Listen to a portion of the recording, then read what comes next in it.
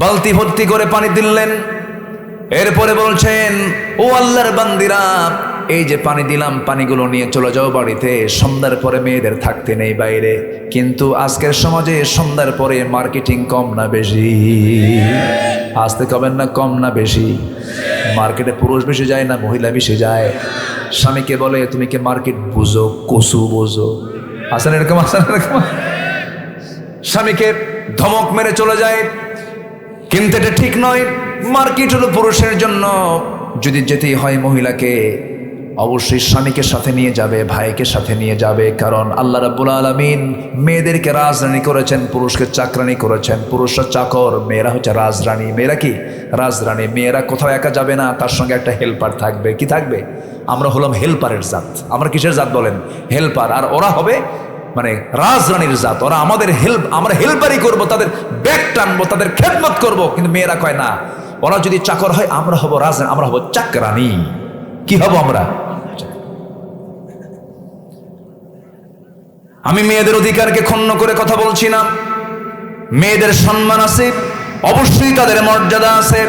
কিন্তু মেয়েরা তাদের অধিকার খুঁজতে গিয়ে যদি নিজের সম্মান সম্ভ্রম হারিয়ে ফেলে, কেমন হয়ে যায়? একটু আমার দিকে কানটা লাগান, মনোযোগ দিয়ে শোনেন। আমার বন্ধুগণ, মুসা আলাইহিস সালাম বললেন, যাও, চলে যাও। চলে গেছে বাড়িতে, বালতি নিয়ে আগে হাজির হয়ে গেছে। বাপ বলছে, মা, প্রত্যেক দিন আসতে দেরি হয়, আজকে এত তাড়াতাড়ি কেমন করে আসলা, কেমন করে পানি তুললা? আব্বা, কাফিয়ুন আজিজ, শক্তিশালী একজন যুবককে পেলাম, দারুণ শক্তি তার গায়ে। ঢাকনায় হাত দিল, সিটকে পড়ে গেল। বৃদ্ধ বাপ বলছে, মা, তুমি আমার বড় মেয়ে, আগামীকালকে যাবে, আমার সালাম জানাবে যুবককে। সালাম দিয়ে বলবে সে যেন আমার সঙ্গে দেখা করতে আসে। পরের দিন চলে গেছে। মুসা আলাইহিস সালামকে লক্ষ্য করে বলছে, হে যুবক, আব্বা বুড়া মানুষ, আপনাকে দাওয়াত দিয়েছেন, আপনি আসতে পারবেন নাকি? তিনি দারুণ খুশি হলেন। আহারে, অচেনা জায়গা, অচেনা দেশে আসছি, একটু পরিচয় হলে তো ভালোই হয়, মনটা ভালো লাগবে। এবার বলছেন, যাবো তো, বাড়ি তো চিনি না। এই কথা শোনার সঙ্গে সঙ্গেই মহিলা বলতেছে, আপনার চেনার দরকার নাই, আমি সামনে সামনে চলবো, আপনি আমার পিছে পিছে ফলো করে আসবেন। আমি ডানে যাব, আপনি ডানে যাবেন, আমি বামে যাব, আপনি বামে যাবেন। মুসা আলাইহিস সালাম বলছেন, তুমি আমাকে যে ভাবে আমাকে যাওয়ার জন্য নির্দেশনা দিচ্ছ, সেই নির্দেশনা মানার মানুষ তো আমি যুবক না। আমি এরকম করে চলে নাই কখনো জীবনে। কারণ আমার সামনে একজন নারী সামনে থাকবে, আমি পুরুষ পিছে পিছে থাকবো। এমন পুরুষের জাত আমি মুসা না। যেরকম আল্লাহু আকবার। তুমি হলে মহিলা, তুমি একজন কুমারী মানুষ, ইয়াং মহিলা, তুমি আমার সামনে থাকবে। তোমার দিকে আমার নজর পড়ে যাবে, আমার গুনাহ হয়ে যাবে।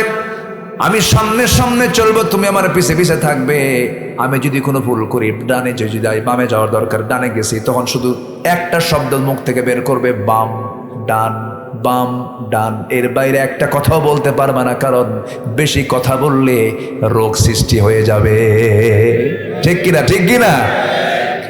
মহিলা মনে মনে কয়, গতকালকে দেখলাম শক্তিশালী যুবক, আজকে দেখি চরিত্রবান যুবক। চেয়ে থাকে না, আমাকে নারীর মর্যাদা দিয়ে সে রেখে দিয়েছে। খুব ভালো একটা ছেলে দেখতেছে, এটা ভালো ছেলে। আদর্শ মেয়েরা দুইটা গুণ পুরুষের পছন্দ করবে। আদর্শ মেয়েরা কয়টা গুণ পছন্দ করবে বলেন? পুরুষের দুইটা গুণ পছন্দ। এক নম্বর হলো চরিত্র। এক নম্বর কি বলেন? চরিত্র। নাম্বার 2 হলো শক্তিশালী যুবক কিনা। এই দুইটা গুণ দেখে মেয়েরা পছন্দ করবে, স্বামী হিসেবে সে গ্রহণ করতে চাইবে। মুসা আলাইহিস সালাম সামনে সামনে চললেন। লম্বা কথা শর্ট করে বলছি, পিছে পিছে মহিলা আসলেন, গন্তব্যে পৌঁছে গেলেন। বুড়া মানুষের সঙ্গে সাক্ষাৎ হয়ে গেল, সালাম দিয়ে দিলেন। সালাম উত্তর দেওয়ার সঙ্গে সঙ্গে বুড়ার মুখ থেকে, বুড়ো লোকটার মুখ থেকে বের হচ্ছে, হে যুবক, তুমি তো আমাকে সালাম দিয়েছ, আমি তোমাকে চিনি। কে আমি? তোমার নাম তো মুসা। সঙ্গে সঙ্গে তিনি একটু জড়সড় হয়ে গেলেন। এত দূর থেকে দূর পর্যন্ত চলে আসলাম, এই লোকটা আমাকে চিনল কেমনে? না জানি কোন বিপদে পড়ে যাচ্ছি। এবার বলছে, যুবক, তোমার নামই শুধু জানি না, তোমার কামও জানি। কি জানেন কাম? বলেন। থাপ্পড় মারছো, মানুষ মরে গেছে, এরপরে আসছো। আল্লাহু আকবার। কি বেকায়দা! চরম টেনশনে পড়ে গেলেন। আহারে, কোন মুসিবতে যেন পড়ে গেলাম, সব তো জানে, কি যেন হয়ে যায়। এবার মুসকি মুসকি হাসি মেরে বৃদ্ধ লোকটা বলছে, মুসা, কি চিন্তা করো, বিমর্ষ হয়ে যাচ্ছ কেন? আমি তো তোমার শত্রু নই, আমি তো এই মাদিয়ান, এই অঞ্চলের সাধারণ বুড়োদের কাতারের বুড়ো নই।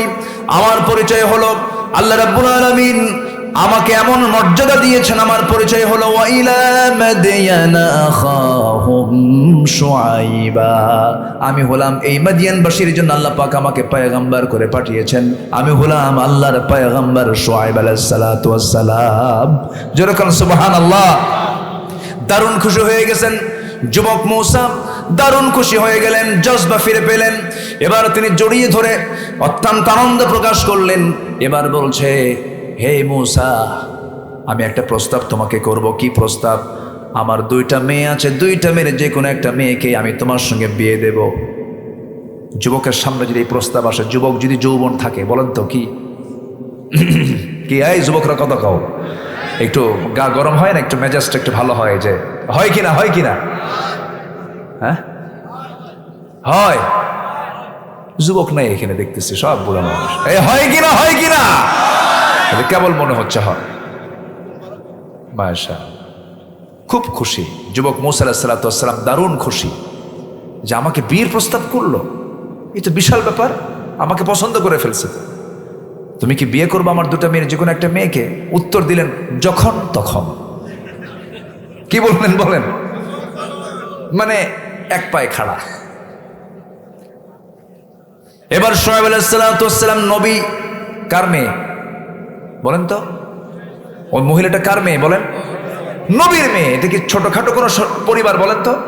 পৃথিবীর সেরা মানুষ কারা? নবী। আর সেই নবীর জামাই হবে, এ তো মহা খুশি। সেদিন বলতে বলতে বলে ফেলতেছে যখন তখন। এখন শুআয়ব আলাইহিস সালাতু ওয়াস সালাম বলছেন, শোনো, আমার মেয়েকে তোমার সঙ্গে বিয়ে দেব, এটা ঠিক আছে, কিন্তু তোমার রেকর্ড তো ভালো না। কেন? থাপ্পড় মারলেই মানুষ মরে। কি কথা কি বুঝতেছে? তাহলে এখন কি করা যায় বলেন? রাগ তো খুব বেশি। শুআয়ব আলাইহিস সালাতু ওয়াস সালাম বললেন, শোনো ও মূসা, তোমার একটা কাজ আছে। সেই কাজটা হলো, আমার বাড়ির কিছু ছাগল আছে, এই ছাগলগুলোকে তোমার 8 বছর, আর যদি ভালো হয় 10 বছর আরো ভালো হবে, মোট 10 বছরে তুমি ছাগল লালন পালন করবে। 8 বছরের অনার্স কোর্স আর 10 বছরের মাস্টার্স কোর্স হয়ে যাবে। 10 বছর তোমাকে ছাগল পালতে হবে। বলুন তো, এই পৃথিবীতে সবচাইতে শান্ত ভদ্র প্রাণীর নাম ছাগল। ছাগল শান্ত। এই ছাগল যদি একবার ব্রেক মারে, 4 পার সামনের 2 পা যদি একবার গেড়ে দেয় মাটিতে, আপনি যত বড়ই শক্তিশালী হন না কেন, দড়ি ছিঁড়ে যাবে, ছাগল নড়বে না, বলে আমি মরবো তবুও যাব না। এই হলো ছাগল। এই ছাগলটার লালন পালনের দায়িত্ব পেলেন মূসা আলাইহিস সালাতু ওয়াস সালাম, যিনি 1 থাপ্পড়ে মানুষকে মেরে ফেলেছিলেন। সেই নবীর দায়িত্বে চলে গেল। তখন তিনি নবুয়ত পান নাই, ছাগল চড়ানোর দায়িত্ব পেয়েছেন। ছাগলগুলো পালতে লাগলেন। 8 বছর হলো, 10 বছর পূর্ণ হলো। ইবনে কাসির এসেছে, মূসা আলাইহিস সালাতু ওয়াস সালাম সর্বশেষ দিন মাঠ থেকে ছাগল পালটা নিয়ে যখন বাড়ির দিকে ফিরছিলেন, হঠাৎ করে দেখেন একটা ছাগল পাল থেকে একদিকে দৌড় মেরেছে বিচ্ছিন্ন হয়ে। ওই বিচ্ছিন্ন ছাগলটার দিকেও তিনি দৌড়ালেন, পিছে পিছে দৌড়ান। ছাগল দৌড়ায়, মূসা আলাইহিস সালাম দৌড়ান। শেষ পর্যন্ত সহজে ছাগল ধরা দেয় না, শেষ পর্যন্ত আর পারে নাই, থেমে গেছে। এবার বলেন তো, মূসার রাগ কমছে না বাড়ছে? চরমভাবে বাড়ছে। ঘাম দুইজনেরই, ছাগলেরও ঘাম, নবীর গায়েরও ঘাম বের হয়ে গেছে। রাগের ঠেলায় 2 হাত দিয়া 2 পা শক্ত করে ধরে শূন্যের উপরে চড়াইয়া দিয়া মনে মনে চিন্তা করলেন একটা আছাড় মারবো। লক্ষ্য করে দেখেন লোমকূপ দিয়া ছাগলের টপ টপ করে ঘামগুলো ঝরতেছে। চেহারায় মুখে তার ভয়ের চিহ্ন, ভীতির চিহ্ন, থরথর করে কাঁপতেছে। মনে মনে ভাবলেন আল্লাহর পয়গম্বর মূসা তখন নবী হন নাই। তখন মনে মনে ভাবলেন, আহারে এই তো ছাগল, পাগলে কিনা বলে ছাগলে কিনা খাই, মাইরা লাভ কি তোরে? দয়া হলো, মায়া হলো, আস্তে করে 2টা পা, 2টা হাত থেকে 2টা পা ছেড়ে দিয়া ছাগলটাকে কোলের মধ্যে তুলে আদর করলেন। আল্লাহ বললেন, মূসা রাগ কমে গেছে, নবুয়ত দিয়ে দিলাম। যেরকম সুবহানাল্লাহ। ও মূসা, তোমার একটা কাজ আছে। সেই কাজটা হলো, আমার বাড়ির কিছু ছাগল আছে, এই ছাগলগুলোকে তোমার 8 বছর, আর যদি ভালো হয় 10 বছর আরো ভালো হবে, মোট 10 বছরে তুমি ছাগল লালন পালন করবে। 8 বছরের অনার্স কোর্স আর 10 বছরের মাস্টার্স কোর্স হয়ে যাবে। 10 বছর তোমাকে ছাগল পালতে হবে। বলুন তো, এই পৃথিবীতে সবচাইতে শান্ত ভদ্র প্রাণীর নাম ছাগল। ছাগল শান্ত। এই ছাগল যদি একবার ব্রেক মারে, চার পার সামনের দুই পা যদি একবার গেড়ে দেয় মাটিতে, আপনি যত বড় শক্তিশালী হন না কেন দড়ি ছিঁড়ে যাবে, ছাগল নড়বে না বলে আমি মরবো তবুও যাব না। এই হলো ছাগল। এই ছাগলটার লালন পালনের দায়িত্ব পেলেন মূসা আলাইহিস সালাম, যিনি এক থাপ্পড়ে মানুষকে মেরে ফেলেছিলেন। সেই নবীর দায়িত্বে চলে গেল। তখন তিনি নবুয়ত পান নাই, ছাগল চড়ানোর দায়িত্ব পেয়েছেন। ছাগলগুলো পালতে লাগলেন। 8 বছর হলো, 10 বছর পূর্ণ হলো। ইবনে কাসির এসেছে মূসা আলাইহিস সালাম সর্বশেষ দিন মাঠ থেকে ছাগল পালটা নিয়ে যখন বাড়ির দিকে ফিরছিলেন, হঠাৎ করে দেখেন একটা ছাগল পাল থেকে একদিকে দৌড় মেরেছে বিচ্ছিন্ন হয়ে। ওই বিচ্ছিন্ন ছাগলটার দিকেও তিনি দৌড়ালেন, পিছে পিছে দৌড়ান। ছাগল দৌড়ায়, মূসা আলাইহিস সালাম দৌড়ান। শেষ পর্যন্ত সহজে ছাগল ধরা দেয় না, শেষ পর্যন্ত আর পারে নাই, থেমে গেছে। এবার বলেন তো মূসার রাগ কমছে না বাড়ছে? চরমভাবে বাড়ছে। ঘাম দুইজনেরই, ছাগলেরও ঘাম, নবীর গায়েরও ঘাম বের হয়ে গেছে। রাগের ঠেলায় 2 হাত দিয়া 2 পা শক্ত করে ধরে শূন্যের উপরে চড়াইয়া দিয়া মনে মনে চিন্তা করলেন একটা আছাড় মারবো। লক্ষ্য করে দেখেন লোমকূপ দিয়া ছাগলের টপ টপ করে ঘামগুলো ঝরতেছে। চেহারায় মুখে তার ভয়ের চিহ্ন, ভীতির চিহ্ন, থরথর করে কাঁপতেছে। মনে মনে ভাবলেন আল্লাহর পয়গম্বর মূসা তখন নবী হন নাই, তখন মনে মনে ভাবলেন আহারে এই তো ছাগল, পাগলে কিনা বলে ছাগলে কিনা খাই, মাইরা লাভ কি তোরে। দয়া হলো, মায়া হলো, আস্তে করে 2টা পা, 2টা হাত থেকে 2টা পা ছেড়ে দিয়া ছাগলটাকে কোলের মধ্যে তুলে আদর করলেন। আল্লাহ বললেন মূসা রাগ কমে গেছে, নবুয়ত দিয়ে দিলাম। জোরে কান সুবহানাল্লাহ। ধৈর্যশীল হব আমরা, জোরে বলি ইনশাআল্লাহ। নাম্বার 6 হলো আল্লাহ রাসূলের আনুগত্য করা। আল্লাহ এবং রাসূলের আনুগত্য আমাদের জীবনের সকল জায়গায় করব, আমরা মহাসাফল্যে সফলবান হব। ফাকাদ ফাযা ফাওজান আযীমা, সূরা আহজাব আয়াত নাম্বার 71। নাম্বার 7 হলো সৎ কাজের আদেশ দেওয়া, অসৎ কাজের বাধা দেওয়া। যারা এই কাজটা করবে তারা সফল হবে। ঘোষণাকার বলেন ওয়াল তাকুম মিনকুম উম্মাতুন ইয়াদউনা ইলাল খায়রি ওয়া ইয়া'মুরুনা বিল মা'রুফি ওয়া ইয়ানহাউনা আনিল মুনকার ওয়া উলাইকা হুমুল মুফলিহুন। জোরে বলুন আল্লাহু আকবার। আল্লাহ আমার রব, বলেন আল্লাহ আমার রব, এই রবি আমার সব। আল্লাহ আমার রব, এই রবি আমার সব। দমে দমে তনু মনে তারি অনুভব। আল্লাহ আমার রব, এই রবি আমার সব। তোমার মদদ পেলে আমি আর না কিছু চাই, তোমার প্রেমের অনল আমি কি দিয়ে নে ভাই। যার হয়েছ তুমি তার নেই যে পরাভব, নেই যে পরাভব। আল্লাহ আমার রব, এই রবি আমার সব। দমে দমে তনু মনে তারি অনুভব। আল্লাহ আমার রব, এই রবি আমার সব। কেউ তো মারহাবা বললেন না, কিছু বললেন না। পৃথিবী আমার আসল ঠিকানা নয়, ঠিক কিনা? মরণ একদিন মুছে দেবে সকল রঙিন পরিচয়। পৃথিবী আমার আসল ঠিকানা নয়।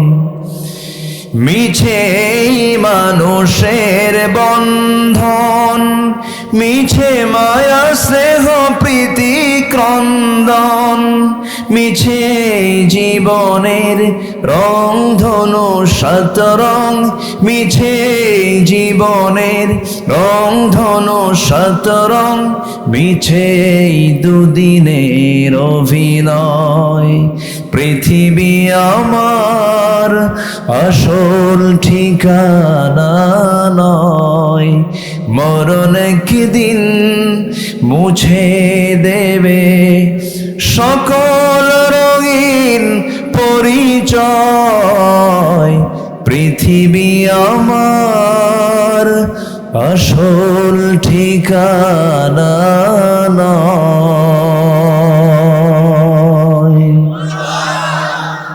ঠিক আছে, আরো যা হয়েছে বলি আলহামদুলিল্লাহ। আর না, অনেক রাত হয়ে গেছে।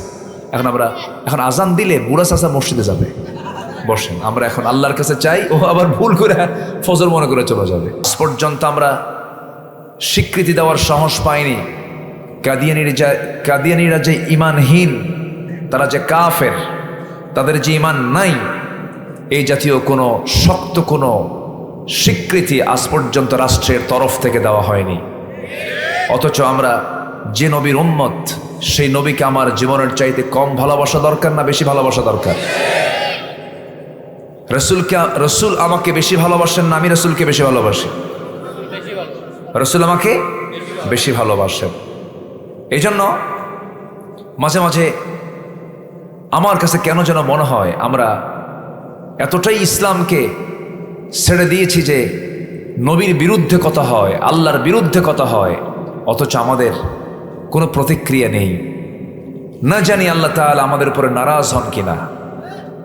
এই জন্য আমাদের সজাগ দৃষ্টি সর্বক্ষণ রাখার দরকার আছে না নাই?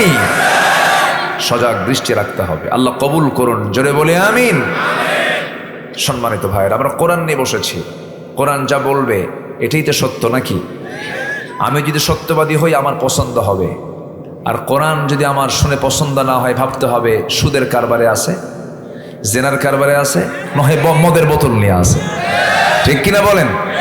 সুদ আমার দেশে নাই তো, তবে গাড়া দহে নাই, আছে। শাহজাদপুরে নাই, বেলকুচি নাই, উল্লাপাড়া নাই, রায়গঞ্জ নাই, তাড়াশ নাই, কাশীপুর নাই, কামারখন্দ নাই, আছে? আছে নাই কোথায়? এটা কি এলাকার সমস্যা না জাতীয় সমস্যা? জাতীয় সমস্যা। এই সমস্যা দূর করবেন কেমনে আপনি? ওয়াজ কইরা ভাবতেছেন ওয়াজ করে দূর হবে? ওয়াজ করে দূর হবে না। এটার জন্য রাসূল যে পন্থা অবলম্বন করেছেন সেই পন্থা আমাকে আপনাকে অবলম্বন করতে হবে। আমার রাসূল ছিলেন নামাজের ইমাম, আবার আমার রাসূল ছিলেন রাষ্ট্রের ইমাম। যেরকম সুবহানাল্লাহ। এটা অনেকে মানতে চান। আমরা ইমামকে এক করে ফেলব। আমরা ইমামকে কি করে ফেলব? এক করে ফেলব। রাষ্ট্রের ইমাম এবং মসজিদের ইমাম দুজন হবে না একজন হবে? একজন হবে। জি, আমার দিকে তাকান। রাস্তা ক্লিয়ার করলো তো লোকজন আছে, গাড়ি চলে যাচ্ছে, চলে গেছে। এখন আমার দিকে অ্যাটেনশন দিয়েছেন তো, মনোযোগ দিয়েছেন তো? জোরে বলি ইনশাআল্লাহ। জি, সম্মানিত ভাইয়েরা, আমি যেখান থেকে তেলাওয়াত করেছি সেই তেলাওয়াতকৃত সূরাটার নাম হলো সূরাতুল বুরুজ। সূরাতুল বুরুজের শেষ দিকের কিছু আয়াত আমি তেলাওয়াত করেছি। আমরা সফল হওয়ার জন্য বহুদিক দৌড়াই। কেউ আমেরিকা, কেউ ইউরোপ, কেউ জার্মান, কেউ ফ্রান্স, কেউ ইটালি, কেউ জাপান, কোরিয়া, গোটা দুনিয়া ঘুরি সফল হওয়ার জন্য। ফিনান্সিয়াল, বিজনেস, চাকরি, মেজর, বিসিএস ক্যাডার, এমপি, মন্ত্রী, সচিব, পাওয়ারফুল নেতা, এরকম অনেক কিছু আমরা নিজেকে সফল হওয়ার জন্য পন্থা খুঁজি। কিন্তু সফলতা মূল কিসের সফলতা, এটা প্রকৃত পরামর্শ দিতে পারেন যিনি, তিনি কে? আসতে বলবেন না, তিনি কে? আল্লাহ। আমাদের জীবনের লাইফ আমরা বাঁচবো কয়শো বছর বলেন? যদি বাঁচেনও 100 বছর পরে এখানে কেউ আসি? আর আসতে কেউ কি থাকবো? কেউ কি থাকবো? মনে হয় 2-1 থাকতেও পারেন, কিন্তু ম্যাক্সিমাম চলে যাব আমরা। সফলতা খোঁজার জন্য কারো কাছে যাওয়া লাগবে না, কোরআন বলে দেবে আমার সফলতা কোথায়। আসুন সফল হওয়ার শর্তগুলো আমরা আজকে একটা একটা করে জেনে নেব। সফলতার শর্ত মোটামুটি 10টা। বলেন তো কয়টা? বলেন তো 10টা। আমি একটাও বলিনি, আমরা একটা একটা করে ব্যাখ্যামূলকভাবে আমরা 10টা পয়েন্ট আমরা আজকে শুনে যাব। ওয়ামা তাওফীকি ইল্লা বিল্লাহ। এটা কোরআনের ক্লাস, এই ক্লাসে কোনো বেয়াদবি করা যাবে না। আসুন সূরা বুরুজ আল্লাহ রাব্বুল আলামিন সফলতার কথা কি বলেছেন। আল্লাহ রাব্বুল আলামিন বলেন, ইন্নাল্লাযীনা আমানু ওয়া আমিলুস সালিহাতি লাহুম জান্নাতুন তাজরি মিন তাহতিহাল আনহার যালিকাল ফাওজুল কাবীর।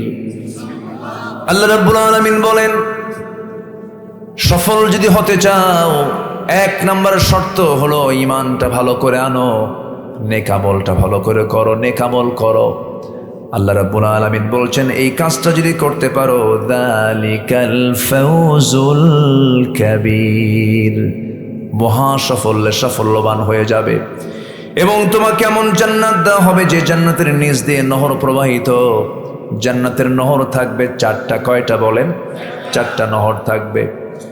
মধুর নহর, শরাবের নহর, এরপরে দুধের নহর, পানির নহর। মোট কয়টা হলো বলেন? আসতে বলবেন না, কয়টা হলো বলেন?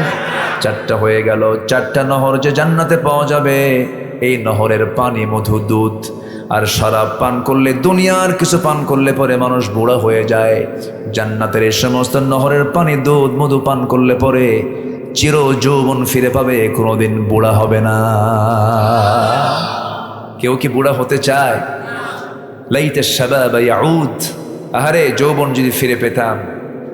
চাচার দাঁত একটাও নাই, কিন্তু বলে না রে, বুড়া হতে ইচ্ছা মনে চায় না। প্রত্যেকটা মানুষই তার যৌবনকে ধরে রাখতে চায়, কিন্তু বয়সের ভারে মানুষ বুড়ো হয়ে যায়। কিন্তু জান্নাত এমন একটা জায়গা যেখানে কোনোদিন বয়স কমবেও না, বাড়বেও না। কেউ তো সুবহানাল্লাহ বললেন না ভাই? একটু জোরে বলেন সুবহানাল্লাহ। সেই জান্নাত কি সবাই পেতে চান? নামাজ না পড়া, নামাজ পড়তে রাজি আছেন তো? এই জাতির সবচেয়ে বড় সমস্যা কি বলেন? কি পড়ে না? বলেন, কি পড়ে না? নামাজটা পড়ে না। সবচেয়ে বড় সমস্যা এটা। কিন্তু এই সমস্যার সমাধানে কেউ এগিয়ে আসে না। কত নেতৃবৃন্দ বলে অন্ন, বস্ত্র, বাসস্থান, শিক্ষা, চিকিৎসার মৌলিক চাহিদা পূরণ করার জন্য আমাদের নেতৃত্বকে সাপোর্ট দিন, কিন্তু কেউ বলে না ভাই জাহান্নাম থেকে বাঁচার জন্য নামাজ কায়েম করেন। 54 বছর হলো পার্লামেন্টে কেউ নামাজের বিল আনতে পারে নাই। জবাব দেবেন আল্লাহর কাছে কেমনে? কি জবাব দেবেন আপনি? কোরআনকে বলুন, কোরআন, পার্লামেন্ট আমরা আইন পাশ করব, তুমি বলে দাও কি আইন পাশ করা দরকার। কোরআন তো বলতে পারে না মনে হয়। কোরআন কি বলতে পারে? আল্লাহ রাব্বুল আলামিন বলেন, আল্লাযীনা ইম্মাক্কান্নাহুম ফিল আরদি আকামুস সালাহ ওয়া আতাউস যাকাতা ওয়া আমারু বিল মা'রুফি ওয়া নাহাউ আনিল মুনকার ওয়ালিল্লাহি আকিবাতুল উমুর। জোরে বলুন আল্লাহু আকবার। দুনিয়ার জিন্দেগিতে আমি যাদেরকে রাষ্ট্র ক্ষমতা দেব, আইন প্রণয়নের ক্ষমতা দেব, 14 দফা লাগবে না, 20 দফা লাগবে না, 19 দফা লাগবে না, শুধু 4টা দফা রাষ্ট্রীয়ভাবে তারা আইন আকারে পাশ করবে। কার পরামর্শ বলেন? বলেন না ভাই, কার পরামর্শ? আমি আব্দুল্লাহ আমিন তো বলতে আসিনি, আমার ব্যক্তিগত কোনো কথাও বলতে আসিনি। আমি খুব দরদ দিয়ে কথা বলছি, কেউ মন খারাপ করবেন না। দরদ দিয়ে বলছি ভাই, আমিও আপনিও হাসরে একদিন হাজির হয়ে যাব, আল্লাহর সামনে দাঁড়িয়ে যাব। আল্লাহ সেই দিন আমার সামনে দাঁড়াবেন, আমার বিচার করবেন, আপনারও বিচার করবেন। সেই বিচারের দিন আমরা আল্লাহর সামনে দাঁড়াতে চাই বেইজ্জত হয়ে, না সম্মান নিয়া? সম্মান নিয়ে যদি দাঁড়াতে চাই, সম্মানের পথে আমাকে আপনাকে হাঁটতে হবে। আল্লাহ বলছেন রাষ্ট্রীয় ক্ষমতা যাদেরকে দেব, 4টা কাজ তারা করবে। নাম্বার 1 হলো ক্ষমতা পাওয়া মাত্রই তারা নামাজটা কায়েম করবে। কারণ নামাজ কায়েম যদি হয়ে যায়, সমাজটা জান্নাতের টুকরা হয়ে যাবে, আর আখেরাতে জান্নাতের দরজার চাবি আল্লাহ পাক তার হাতে তুলে দিবে। মাত্র 5% মুসলমান নামাজ পড়ে আমার দেশে। দুঃখে আমার মনটা এতটাই ভরাক্রান্ত হয়ে যায়। আহারে, কত দল আছে আমার দেশে, সব দলের নেতারা যদি এক জায়গায় হয়ে বলতো, আসেন ভাই মুসলমান আমরা আগে নামাজটা কায়েম করি, কিন্তু কায়েম করবে কেমনে? নিজেই তো নামাজ পড়ে না, মদের বোতল নিয়ে থাকে, অন্যের বউ নিয়ে শুয়ে থাকে। যে দলের নেতা তোমাকে চাঁদাবাজি করতে শেখায়, যে দলের নেতা তোমাকে হাতে অস্ত্র তুলে দেয়, যে নেতা তোমাকে নারী তুলে দেয়, সেই নেতৃত্বের মুখে আমরা জুতা মারি, থুতু মারি।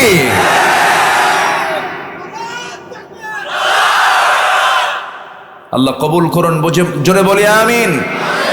আরো জোরে বলি আমিন। কষ্ট পাচ্ছেন নাকি? আমরা কোরআন থেকে কথা বলছি, দয়া করে কেউ নেগেটিভ সেন্সে কথাগুলো নেবেন না। আমি দরদ দিয়ে কথা বলছি, কারণ আমাকে জবাব দিতে হবে কার আদালতে? দুনিয়ার আদালত তো পার হবে, কিন্তু আল্লাহর আদালতটা কি সহজ কোনো কিছু? সহজ কোনো কিছু মনে করছেন? একটা আয়াত আমাকে খুব কাঁদায়। সাইয়েদনা ওমর ফারুক এই আয়াত পড়তেন আর কাঁদতেন। সে আয়াতটা হলো, যারা পারেন ঠোঁট মিলিয়ে বলুন, فَمَن يَعْمَلْ مِثْقَالَ ذَرَّةٍ خَيْرًا يَرَهُ وَمَن يَعْمَلْ مِثْقَالَ ذَرَّةٍ شَرًّا يَرَهُ। যে বান্দা যাররা পরিমাণ ভালো কাজ করবে তাও সেদিন সে দেখতে পাবে, আবার যাররা পরিমাণ যে বান্দা মন্দ কাজ করবে তাও সেদিন সে দেখতে পাবে। যাররাটা হলো এমন একটা শব্দের নাম, খালি চোখে দেখা যায় না, এমন কিছুকে যাররা বলা হয়। বান্দার সামনে তার গোটা জীবনের সমস্ত ভিডিও চিত্র সহ সব কিছু তার সামনে ওপেন করে দেওয়া হবে। বান্দা, ইকরা কিতাবাকা কাফা বিনাফসিকাল ইয়াওমা আলাইকা হাসিবা। বান্দা, তুমি তোমার আমলনামা পড়ো, আজকের বিচার করার জন্য কাউকে লাগবে না, তুমি বান্দা নিজেই যথেষ্ট হয়ে গেছো। এই জন্য সেই বিচার দিবসের মালিকের সামনে আমার হাজিরা দিতে হবে। কোনো ফাঁকিঝুঁকি চলবে না, কোনো ফাঁকিবাজিও চলবে না। সে আল্লাহর সামনে আমার হাজির হতে চাই, বাম হাতের আমলনামা নিয়া না ডান হাতের আমলনামা নিয়া? কোন হাত বলেন? কোন হাত? কোন হাত? ডান হাতের আমলনামা। বাম হাত হলো মদ, জেনা, সুদ, ঘুষ, হিংসা, লোভ, এই সমস্ত কাজগুলো হলো বাম হাতের কাজ। আর ডান হাতের কাজগুলো হলো আল্লাহ রাব্বুল আলামিন যত ফরজ হুকুমগুলো করে দিয়েছেন, ফরজ হুকুমগুলোকে লালন করা, বিনয়ী হওয়া, সত্যের পথে টিকে থাকা, মিথ্যার কাছে না যাওয়া, নামাজকে সঠিকভাবে আদায় করা, রোজাকে ফলো করা, টাকা থাকলে হজে যাওয়া, যাকাতটাকে ফরজ মনে করে আদায় করা। আমার বন্ধুগণ, এবং জমিন আল্লাহর দিন কায়েমের জন্য প্রাণান্তকর প্রচেষ্টা করা। আমার নবীজির দাঁত শেষ জীবনে ঠিক ছিল না ভেঙ্গে ছিল? বলেন ঠিক ছিল না ভেঙ্গে ছিল? শেষ জীবনে কোমরটা ঠিক ছিল না ভেঙ্গে ছিল? নবীজির শেষ জীবনে দুটো দাঁত ভেঙ্গে গেল, কোমরটা হারায় ফেললেন। গোটা শরীরের মাথা থেকে পা পর্যন্ত ক্ষত বিক্ষত চিহ্নগুলো বিভিন্ন জায়গায়, খোঁচা খোঁচা পাথরের আঘাতে রসুলের গোটা দেহে বিভিন্ন চিহ্ন প্রকাশ পেয়েছিল। কেন হয়েছিল? কি জন্য হয়েছিল? যে নবীর মাথায় সূর্যের তাপ যেন না লাগে। আল্লাহ রাব্বুল আলামিন সূর্যের আলোতে রসুল যখন হাঁটতেন, সেই সময় এক খণ্ড মেঘ সূর্যের নিচে আমার আল্লাহ তাআলা রেখে দিতেন। যে রসুলের এত সম্মান, মা আমেনা বলেন, আমার শিশু মুহাম্মদ যখন আমার গর্ভে আসে নাই, কূপের পানি তুলতে নিয়ে দড়ি লাগতো, অনেক নিচে পানি থাকতো। যেদিন আমার পুত্র মুহাম্মদ যখন আমার গর্ভে চলে আসে, পানি তোলার জন্য দড়ি লাগে নাই, উপচে কূপ থেকে পানি গড়ে গড়ে পড়ে গেছে। এত সম্মানের নবী, এত মর্যাদার নবী, যে নবীকে সাইয়্যিদুল মুরসালিন বলা হয়। আমার নবী যে ইসরা করবেন, আমার নবী যে মেরাজ করবেন, হারাম থেকে আকসায় চলে গেলেন, মসজিদ আকসায় গিয়ে দাঁড়িয়ে আছেন। জিবরিল আমিন বলছেন, ইয়া রাসূলুল্লাহ, আপনার সম্মানে আল্লাহ রাব্বুল আলামিন আজকে সমস্ত পয়গম্বরকে বাইতুল আকসায় হাজির করে দিয়েছেন। আপনি নামাজ পড়াবেন, আমার নবীজি মুসাল্লায় দাঁড়ায় সমস্ত নবীদের দায়িত্বে ইমামতের দায়িত্ব পালন করেছেন। জোরে বলুন সুবহানাল্লাহ। এত সম্মানের নবী, এত মর্যাদার নবী। মা আমেনা যখন শিশু পেট থেকে পৃথিবীতে চলে আসলেন, সন্তান যখন ভূমিষ্ঠ হয়ে গেল, মার কষ্টের পরিমাণ বেড়ে গেল। কারণ সন্তান ভূমিষ্ঠ হওয়ার পর সন্তান যার কোলে তুলে দিবেন, সেই স্বামী দুনিয়াতে নাই। বড় কষ্টের পরিমাণ বেড়ে গেল। সন্তান কোলে নিলে হাওমাও করে কান্দেন মা আমেনা। চিন্তা করলেন কি, মা আমেনা সন্তানকে কোলে নিতেই পারছেন না, বারবার সেন্সলেস হয়ে যাচ্ছেন। একদিন আবু তালেব বলছেন, ভাতিজা মুহাম্মদ, আজকে তুমি নবী হয়ে গেছো। ঠিক আজ থেকে বেশ কিছুদিন আগে যখন তোমার বয়স মাত্র 3 দিন 3 রাত তোমার বয়স হয়েছে, একদিন আমি কি তোমাকে দেখতে গেলাম, তোমার অবস্থা দেখার জন্য তোমাদের বাড়িতে ঢুকলাম, চাঁদনি রাত। আমি দেখতে পেলাম তোমার মা তোমাকে টাইম দেয় না, তোমার মার চোখে পানি, বারবার হাউমাউ করে কাঁদতেছে। তোমাকে খোলা আকাশে, চাঁদনি আকাশের নিচে শুয়ে রেখেছে, তোমার পাশে কেউ নাই। সেই সময় আমি দেখতে পেলাম তোমার পাশে কেউ নাই, তো কি হয়েছে? আমি দেখতে পেলাম, কতটুকু সত্যি জানি না, তোমার ডান হাতটা যখন বাম দিকে নিয়ে যাও, চাঁদটা বাম দিকে চলে যায়। তোমার বাম হাতটা যখন ডান দিকে নিয়ে যাও, চাঁদটা বাম দিকে ডান দিকে চলে যায়। তোমার দুই হাত দিয়ে যখন, দুটো হাত যখন নিচের দিকে নেমে আনো, তোমার হাতের সঙ্গে আকাশের চাঁদটাও তোমার কাছাকাছি নেমে আসে। রাসূল বলছেন, চাচা, জন্মের পূর্বে আমি আমার বাপকে হারাইছি। আমার মা স্বামীকে হারানোর বেদনা তীব্র থেকে তীব্রতর হলো কখন? যখন আমার জন্ম হয়ে গেল। কোলে নেওয়ার মানুষ নাই। আমার মা আমাকে সময় দিতে পারেন না, কষ্টের মাত্রা বেড়ে যায়। সেই কষ্ট দূর করার জন্য মহান রব্বুল আলামিন আকাশের চাঁদটা আমার জন্য খেলনা বানায় দিয়েছিলে। সেই নবীজির শেষ জীবনে কি দাঁত ছিল নাকি? আজ থেকে দাঁত ছিল নাকি? দুটো দাঁত চলে গেছে, কোমর চলে গেছে। নবীজির মাথা থেকে পা পর্যন্ত ইনজুরি, প্রত্যেকটা জায়গায় চোখা চোখা পাথর মেরেছিল তায়েফে, সব জায়গায় দাগ পড়ে গিয়েছিল। রাসূল বললেন, ও সাহাবীরা, এই জামা রক্তগুলো ঝরেছে শরীর থেকে, একটা কারণ হলো, সেটা হলো আমার একটাই চাওয়া ছিল, এই জমিনটা যার, এই জমিন আইন চলতে হবে তার। ঠিক কিনা বলেন? আমার ভাইয়েরা, আমার বন্ধুগণ, এই প্রশ্ন যদি করা হয়, উত্তর একটাই আসবে, সেটা হলো, যদি কোরআনকে প্রশ্ন করেন, কোরআন বলে দাও রাসূলকে কেন পাঠানো হয়েছে।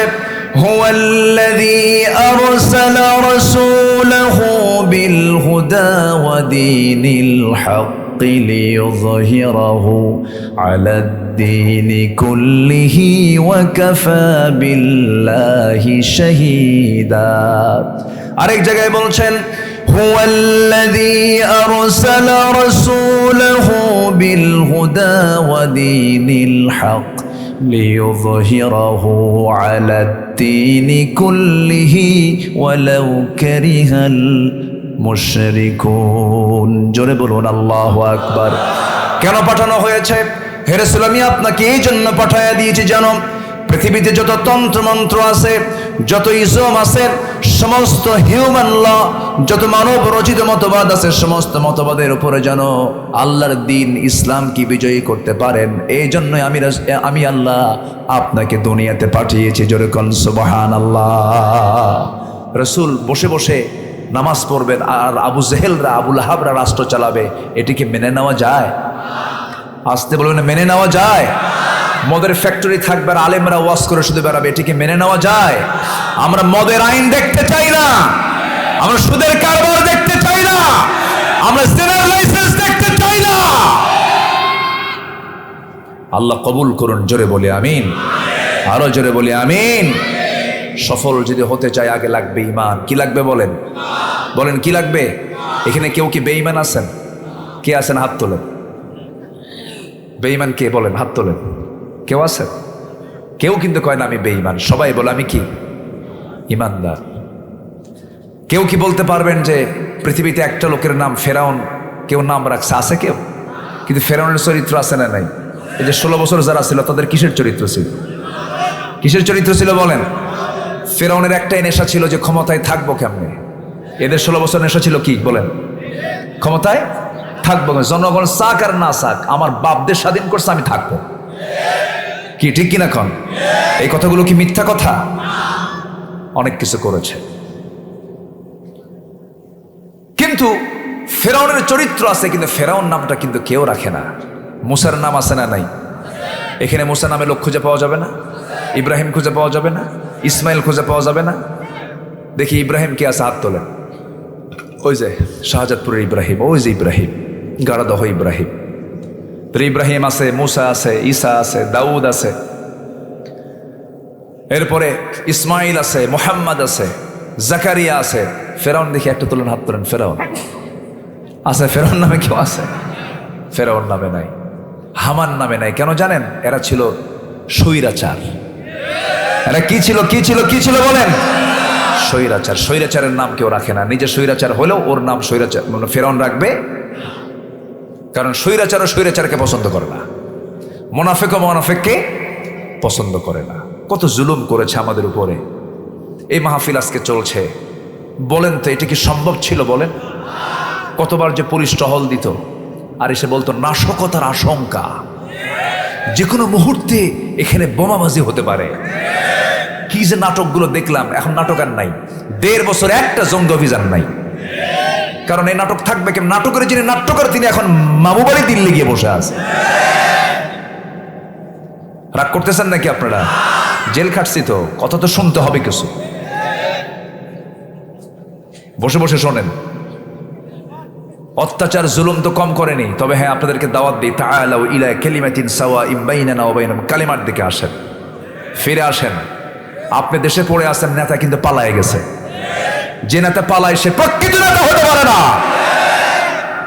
ইতিহাস থেকে শিক্ষা নিতে হবে। মুসলমান পিঠ দেখায় না বুক দেখায়, মুসলমান পিঠ দেখায় না বুক দেখায়। বুক দেবে, পিঠ দেবে কখনো দেবে না। কষ্ট পাচ্ছেন মনে হয়? কষ্ট পেলেও কিচ্ছু করার নাই। আলোচনা চালাই, জোরে বলুন ইনশাআল্লাহ। আর জোরে বলি ইনশাআল্লাহ। 18 সালে আমারে ধরে নিয়ে গেছে, মাহফিল শেষ করে ঘুমাইতে বসছি, ঘুমাইতে গেছে, আমারে ধরে নিয়ে থানায় চলে গেল। ওসি মহোদয় বলে, আপনি হুজুর আপনি আসছেন, আমি তো নিয়ে আসতে চাইনি, আমাকে বাধ্য করেছে, খুব চাপ, আমারে মাফ করে দিয়েন, বদদোয়া দিয়েন না। বুঝলেন? সবার ভিতরে তো একটা নীতি থাকে, তো একটা জায়গা থাকে না, বলেন তো থাকে কিনা বলেন? তো বললাম ভাই দিলাম, ধরলেন কেন? হুজুর কি করব, সামনে নির্বাচন, একটু ভিতর থেকে আসেন, যান একটু ঘুরে টুরে আসেন। দেখছেন বলে কেমনে? তো বললাম যে দেখেন তো কোনো কিছু করা যায় নাকি? বলতেছে হুজুর কিচ্ছু করার নাই, হাত পা বাঁধা। হুজুর চাকরি বাঁচান ফরজ। বললাম ইমান বাঁচান তো নফল। চালান দিয়ে দিল কোর্টে। কোর্টের জজ আমার দিকে তাকায়, জিব্বাই কামড় মেরে বলে, হুজুরে ধরে আনলো কারা? মামলার ধারা দেখে বলে, এই ধারায় যদি জামিন দিয়ে আমার চাকরি শেষ।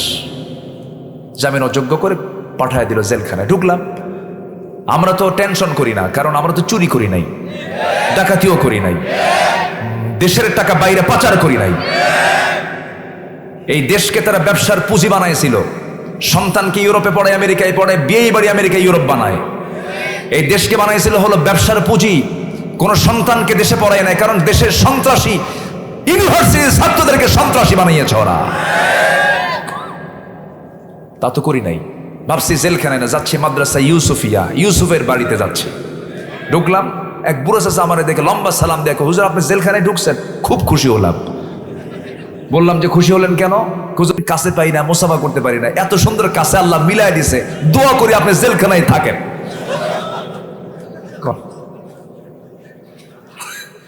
তো বললাম যে আপনি কেন জেলখানায় আসছেন? বলতেছে আমি আসছি হুজুর বোমা হামলা, 80 বছর বয়সের লোকের নামে দিছে, কিসের হামলা? আচ্ছা বন্ধ, ওই বুড়া মানুষ যদি বোমা মারতে যায়, বোমা কি জায়গায় পড়বে না মাথায় পড়বে? এগুলি হয়েছে কেন? শুধুমাত্র তার কারণ হচ্ছে ক্ষমতার লিপ্সা, ক্ষমতার লোভ, অবৈধ চিন্তা, অবৈধ মানসিকতা। এটা থাকা যাবে না। জুলুম করবেন তো সব শেষ হয়ে যাবে। সেটা বইয়ের সঙ্গে হতে পারে, ভাইয়ের সঙ্গে হতে পারে, প্রতিবেশীর সঙ্গে হতে পারে, সমাজের সঙ্গে হতে পারে। কখনো জুলুম করা যাবে না। 5 আগস্ট পরবর্তী কিছু হামলা টামলা হয়েছে, অনেকের পুকুর দখল করছে, অনেকের ব্যবসা দখল করে নিয়েছে। এগুলোর সঙ্গে ইসলামের কোনো সম্পর্ক নয়। এগুলো করবেন কেন আপনি? ইসলাম কি এগুলো বলে দিয়েছে? কেন করবেন আপনি? ঠিক না। এগুলো আমরা বাদ দেব। জোরে বলি ইনশাআল্লাহ। আর জোরে বলি ইনশাআল্লাহ। আল্লাহ জুলুমকে বরদাস্ত করেন না। তার ইতিহাসকে শুনলাম না দেখলাম? দেখলাম তো আমরা। কষ্ট পাচ্ছেন আপনারা? ইমানদারকে এগুলো করতে পারে? ইমানদাররা এগুলো করতে পারে না। ইমানদাররা নেক আমল করবে, জিকির করবে কার? সর্বক্ষণ জিকির হবে কার? আল্লাহর জিকির করতেই তার হিংসা আসবে না। আমার বন্ধুগণ একটু কান লাগাবেন, মনোযোগ দিয়ে কিছু কথাগুলো শুনবেন। তথ্য নিয়ে একটু কথা বলছি। আমি আল্লাহর জিকিরটা করব কেমনে? কারণ জিহ্বা দিয়েছেন কে? চোখ দিয়েছেন কে? কান দিয়েছেন কে? নাক দিয়েছেন কে? মাথার চুল দিনে দিনে বড় করে দেন কে? হাতের আঙ্গুলগুলো ধীরে ধীরে বড় করে দেন কে?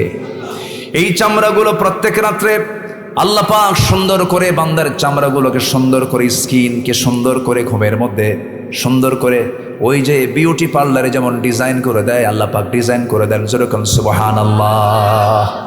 আল্লাহ রাব্বুল আলামিন বলেন, বান্দারে টানা টানা চক্ষু দিয়েছি। আলাম নাজআল লাহু আইনাইনি ওয়া লিসানান ওয়া শাফাতাইনি ওয়া হাদাইনাহুন নাজদাইন।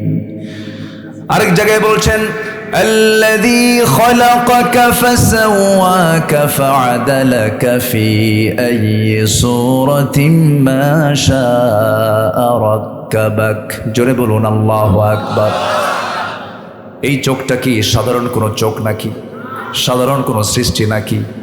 এই বিশাল একটা সৃষ্টি আল্লাহ রাব্বুল আলামিনের। এই যে ক্যামেরার চোখগুলো আছে, এই চোখগুলো এটা দিয়ে আমাকে ভিডিও করছে, কিন্তু আমার আপনার যে চোখ, এই চোখটা কত শক্তিশালী, এর পিছনে কত আল্লাহ রাব্বুল আলামিন ইনভেস্ট করে রেখেছেন দেখেন। প্রতি মিনিটে মানুষ গড়ে 15 থেকে 20 বার পলক ফেলে। এই পলক শুধু পড়েই না, বরং প্রতিটা বার পড়ার সময় অস্ত্র থেকে লিকুইড ছড়িয়ে দেয় পুরো চোখে। এর ফলে চোখ থাকে আর্দ্র, ধুলাবালি, ক্ষতিকর জীবাণু থেকে মুক্ত। পলক হলো চোখের প্রাকৃতিক ওয়াইফার, যা ঘুমের মধ্যেও চোখের সুরক্ষা নিশ্চিত করে। প্রতিদিন আমাদের চোখে গড়ে 1 মিলিলিটার অশ্রু তৈরি হয়, যা স্বচ্ছ অথচ অত্যন্ত কার্যকর তরল পদার্থ। এই অস্ত্রের মধ্যে থাকে লাইসোজাইম নামের এক প্রাকৃতিক অ্যান্টিবায়োটিক, যা চোখকে ব্যাকটেরিয়ার আক্রমণ থেকে রক্ষা করে। যখন হৃদয় ভরাক্রান্ত আত্মা আল্লাহর ভয়ে ভালোবাসায় কাঁপে, তখন চোখ থেকে অশ্রু পড়ে, গাল দিয়ে বয়ে চলে। এই অশ্রু আবার চোখের বাইরের অংশে পুষ্টি এবং অক্সিজেন সরবরাহ করে, কারণ কর্নিয়াতে রক্তনালী থাকে না। তাই চোখের জল চোখকে রক্ষা করে শুকিয়ে যাওয়া, ক্ষয়, ব্যাকটেরিয়াল সংক্রমণ থেকে সুবহানাল্লাহ বলা যাবে না। আমাদের 2 চোখে প্রায় 27 কোটি 40 লাখ ফটোরিসেপ্টর নামক নিয়োজিত শ্রমিক আল্লাহর হুকুমে কাজ করে যাচ্ছে। আমার আপনার চোখে যখন আলো আপনার চোখে গিয়ে পড়ছে, যখন ফটোরিসেপ্টর কাছে চলে যাচ্ছে, তখন ফটোরিসেপ্টর এটাকে প্রসেসিং করে আপনার অপটিক নার্ভে পৌঁছে দিচ্ছে।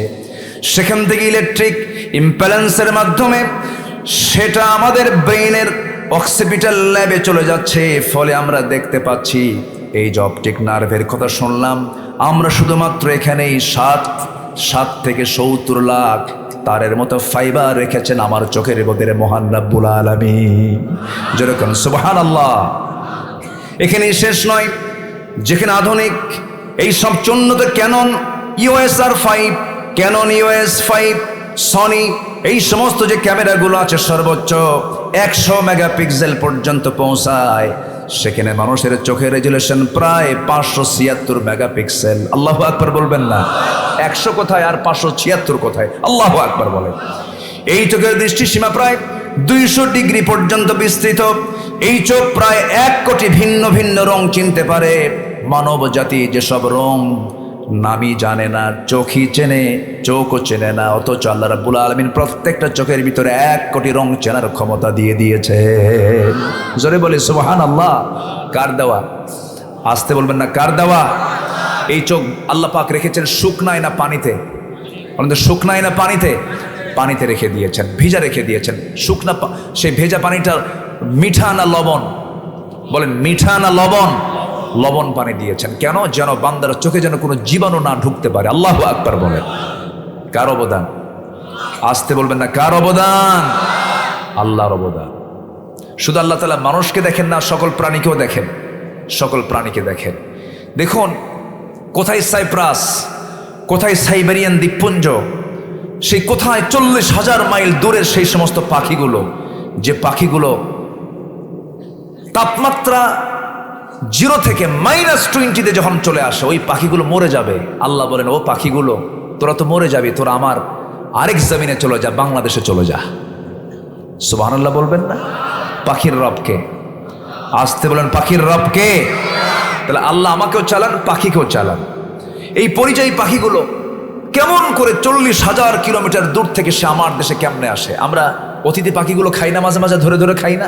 ওগুলোকে এই দেশে এসেছে সেই সাইবেরিয়ান দ্বীপপুঞ্জ থেকে, সাইপ্রাস থেকে, এই 40-50 হাজার মাইল দূর থেকে সে কেমনে আসলো? ওর তো পাসপোর্ট আছে মনে হয়, নাকি? পাসপোর্ট আছে? কোনো ইমিগ্রেশন ক্রস করা লাগে? কোনো ফিঙ্গারপ্রিন্ট লাগে? কোনো আই প্রিন্ট লাগে? সে আসে কেমনে বলেন? আল্লাহ তাআলা তার মাথার ভিতরে আল্লাহ তাআলা একটা সূক্ষ্ম জিপিআরএস দিয়ে দিয়েছেন, কম্পাস দিয়ে দিয়েছেন। আরো সহজ হবে, আমার দেশের সবার বাড়িতে বাড়িতে কবুতর আছে, 50 মাইল দূরে বিক্রি করে আসেন, আবার আপনার বাড়ি ফিরে আসে। ও আসে কেমনে কোন?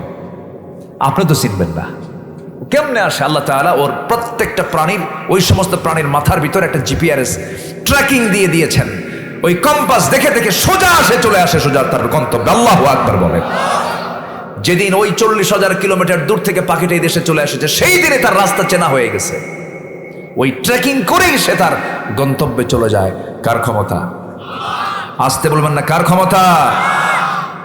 আজকে এই প্রাণীগুলোকে রিসার্চ করে বিজ্ঞান বলছে, বার্ড হেডিং গন্তব্যে পৌঁছাতে যে সূর্যের অবস্থান তারকা চিহ্ন স্থলভাগের দৃষ্টান্তই নয়, বরং পরিযায়ী পাখির চোখে রেটিনাই মহান রব্বুল আলামিন ক্রিপ্টোক্রম নামে এক আশ্চর্য প্রোটিন দিয়েছেন, যার সাহায্যে পৃথিবীর চৌম্বক ক্ষেত্র পর্যন্ত তারা শনাক্ত করতে পারে। এই জন্য আশ্চর্য এক অদৃশ্য জিপিএস বিজ্ঞানীরা যখন পরিযায়ী পাখিদের বন্দি করে, কৃত্রিমভাবে চৌম্বক ক্ষেত্রের দিকটা উল্টা পাল্টা করে দেয়।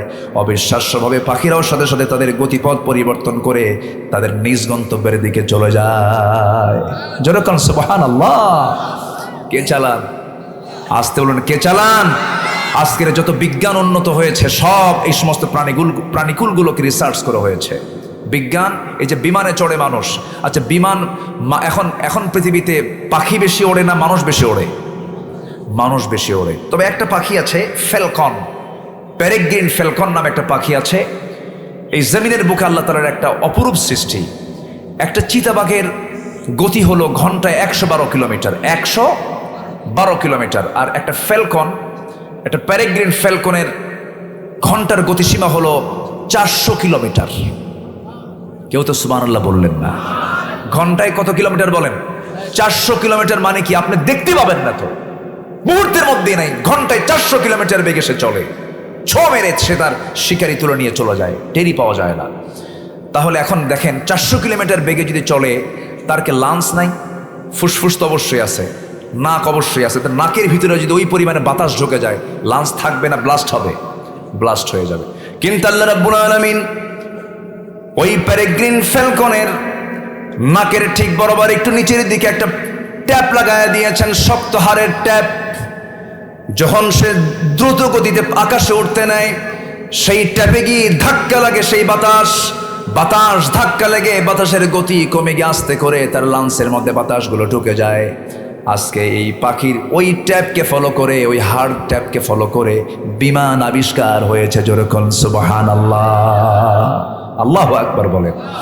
আল্লাহ রাব্বুল আলামিন আজ থেকে 1500 বছর আগে বিমান তথ্য সূরা ফিরে দিয়েছেন। ওয়া আরসালা আলাইহিম তায়রান আবাবিলা তারমিহিম বিহিজারাতিন মিন সিজ্জিল ফাজআলাহুম কাআসফিম মাকুল। জোরে বলুন আল্লাহু আকবার। আল্লাহর বিমানটার নাম কি ছিল? আবাবিল। বলেন কি? বলেন। আর বোমার নামটা কি ছিল? সিজ্জিল। বলেন বোমার নামটা বলেন কি? সিজ্জিল। সেই সিজ্জিল বোমা, আবাবিল থেকে, সেই বিমান থেকে আল্লাহ পাক মানে একদম বোমা হামলা করে আবরাহার হস্তি বাহিনীকে নাস্তানাবুদ করেছিলেন। আল্লাহু আকবার বলে। সব তথ্য কোরআন থেকে, এই বিশ্বের আধুনিক সব এই যে প্রযুক্তি, সব কোরআন থেকে ধার করে নিয়েছে। মশার কামড় এখন কি নরমাল না ভয়ঙ্কর? আমার বাড়িতে এখন 2 জন রোগী। আমি দোয়া চাই সবার কাছে। আমার স্ত্রী আজকে ব্লাড টেস্টে এডিস মশার কামড় তার গায়ে পড়েছে, ডেঙ্গু পজিটিভ হয়ে গেছে। এই প্লাটিলেট লেভেলটা এই ডেঙ্গু হলে পরে একদম কমায়া ফেলে, মানুষ মৃত্যুর ঝুঁকিতে পড়ে যায়। এতটাই ডেঞ্জারাস এই মশার কামড়। অথচ আল্লাহ রাব্বুল আলামিন আজ থেকে 1500 বছর আগে মশার উদাহরণ দিয়েছেন কোন কিতাবে বলেন? সেই সময় কাফেররা বলল, তোমার আল্লাহর কাজ নাই, কাম নাই, এই মশার কথা কোরআনে বলা লাগে?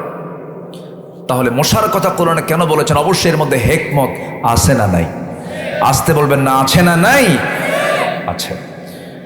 মশার যে চোখ সাধারণ কোনো চোখ নয়, এটা একটা অত্যন্ত জটিল গঠনের কম্পাউন্ড আই, যেখানে শতাধিক ক্ষুদ্র লেন্স একসঙ্গে কাজ করে। এই জন্য সে চতুর্দিকে একসঙ্গে দেখতে পারে। আজকের আধুনিক বিজ্ঞান ঠিক একই টেকনোলজি ব্যবহার করে defence drone, self driving, robotic vision system এগুলো আবিষ্কার করেছে। আল্লাহু আকবার বলেন। আল্লাহ তাআলা কত আগে এই মশার উদাহরণটা দিয়েছেন। আচ্ছা, মশা যে কামড় দেয় আমরা কি টের পাই? কিছু কিছু টের পাই। কিছু কিছু মশার কামড় কি পাওয়া যায়? টের পাওয়া যায়। আর কিছু কিছু মশার কামড় টের পাওয়া যায়। কিছু কিছু মশার কামড় যেটা টের পাওয়া যায় এটা হচ্ছে ছ্যাঁচড়া মশা। ওর অপারেটিং সিস্টেমটা দুর্বল, ও মানে পাগলা হয়ে যায় খাওয়ার জন্যে। কিন্তু যেগুলো সূক্ষ্মভাবে যেটা কামড়ায়, একটা সুর থাকে মশার সামনে, কি থাকে? সুর থাকে। এই সুরের যে সুচটা দেখি, এই সুচের সংখ্যা একটা নয়, এর 6টা অংশ আছে। কয়টা অংশ বলেন তো? ওই ছোট্ট সুরের মধ্যে 6টা অংশ আছে। এই 6টা অংশের প্রথম 2টা অংশ দিয়ে আমার আপনার বডিতে যখন পড়ে চামড়াটা ফেড়ে ফেলে দেয়। চামড়া ফেড়ে ফেলে 3 নম্বর সুচ দিয়ে সে করে কি? ব্লাড ভেসেল বের করে ফেলে।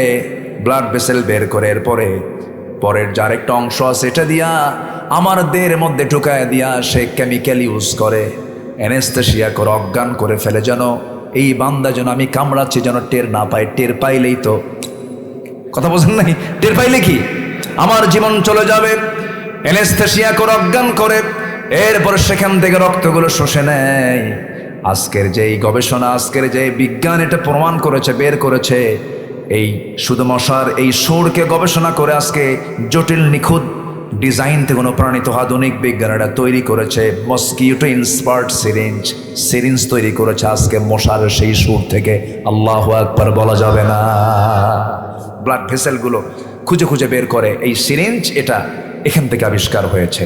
সুবহানাল্লাহ বলবেন না? আচ্ছা, মশার চোখ শক্তিশালী না আমাদের চোখ শক্তিশালী? ভালো করে কন। আচ্ছা, আমরা মশাকে দেখে ভয় পাই না মশা আমাকে দেখে ভয় পায়? মশারে লাগে কে? মশারে কি মানুষ টাঙ্গায় না মশা টাঙ্গায়? তাহলে কে ভয় পায়? বলেন, কে ভয় পায়? মানুষ ভয় পায়। মশার কাছে আমরা দুর্বল। আমরা মশারি টাঙ্গায় জেলখানায় থাকি। মশা তুমি আইসো না। গোটা ঘর আপনি নেটিং করেছেন, এরপরে মশা ঢুকছে।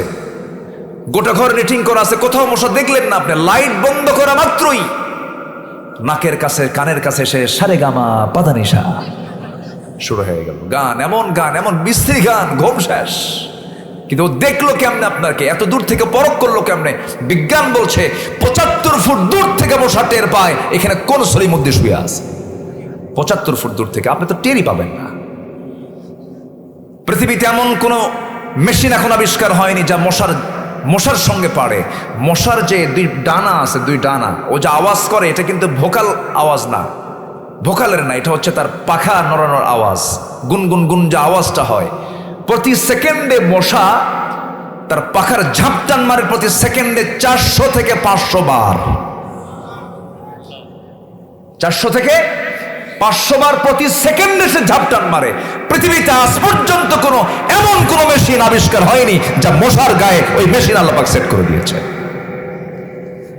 একটু জোরে সরে বলেন সুবহানাল্লাহ। ইন্নাল্লাহা লা ইস্তাহি আন ইয়াদরিবা মাসালান মা বাউদাতান ফামা ফাওকাহা। জোরে বলি আল্লাহু আকবার। জিকির করব কার?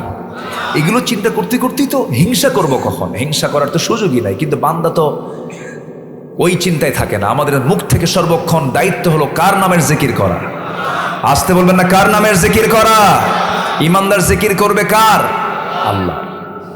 ঈমান এনেছি আমরা, ঈমানকে কখনো ধ্বংস করা যাবে না, ঈমানকে কখনো নষ্ট করা যাবে না, ঈমানকে কখনো নিজের জীবন থেকে ঈমানকে মাইনাস করা যাবে না, সব ধ্বংস হয়ে যাবে।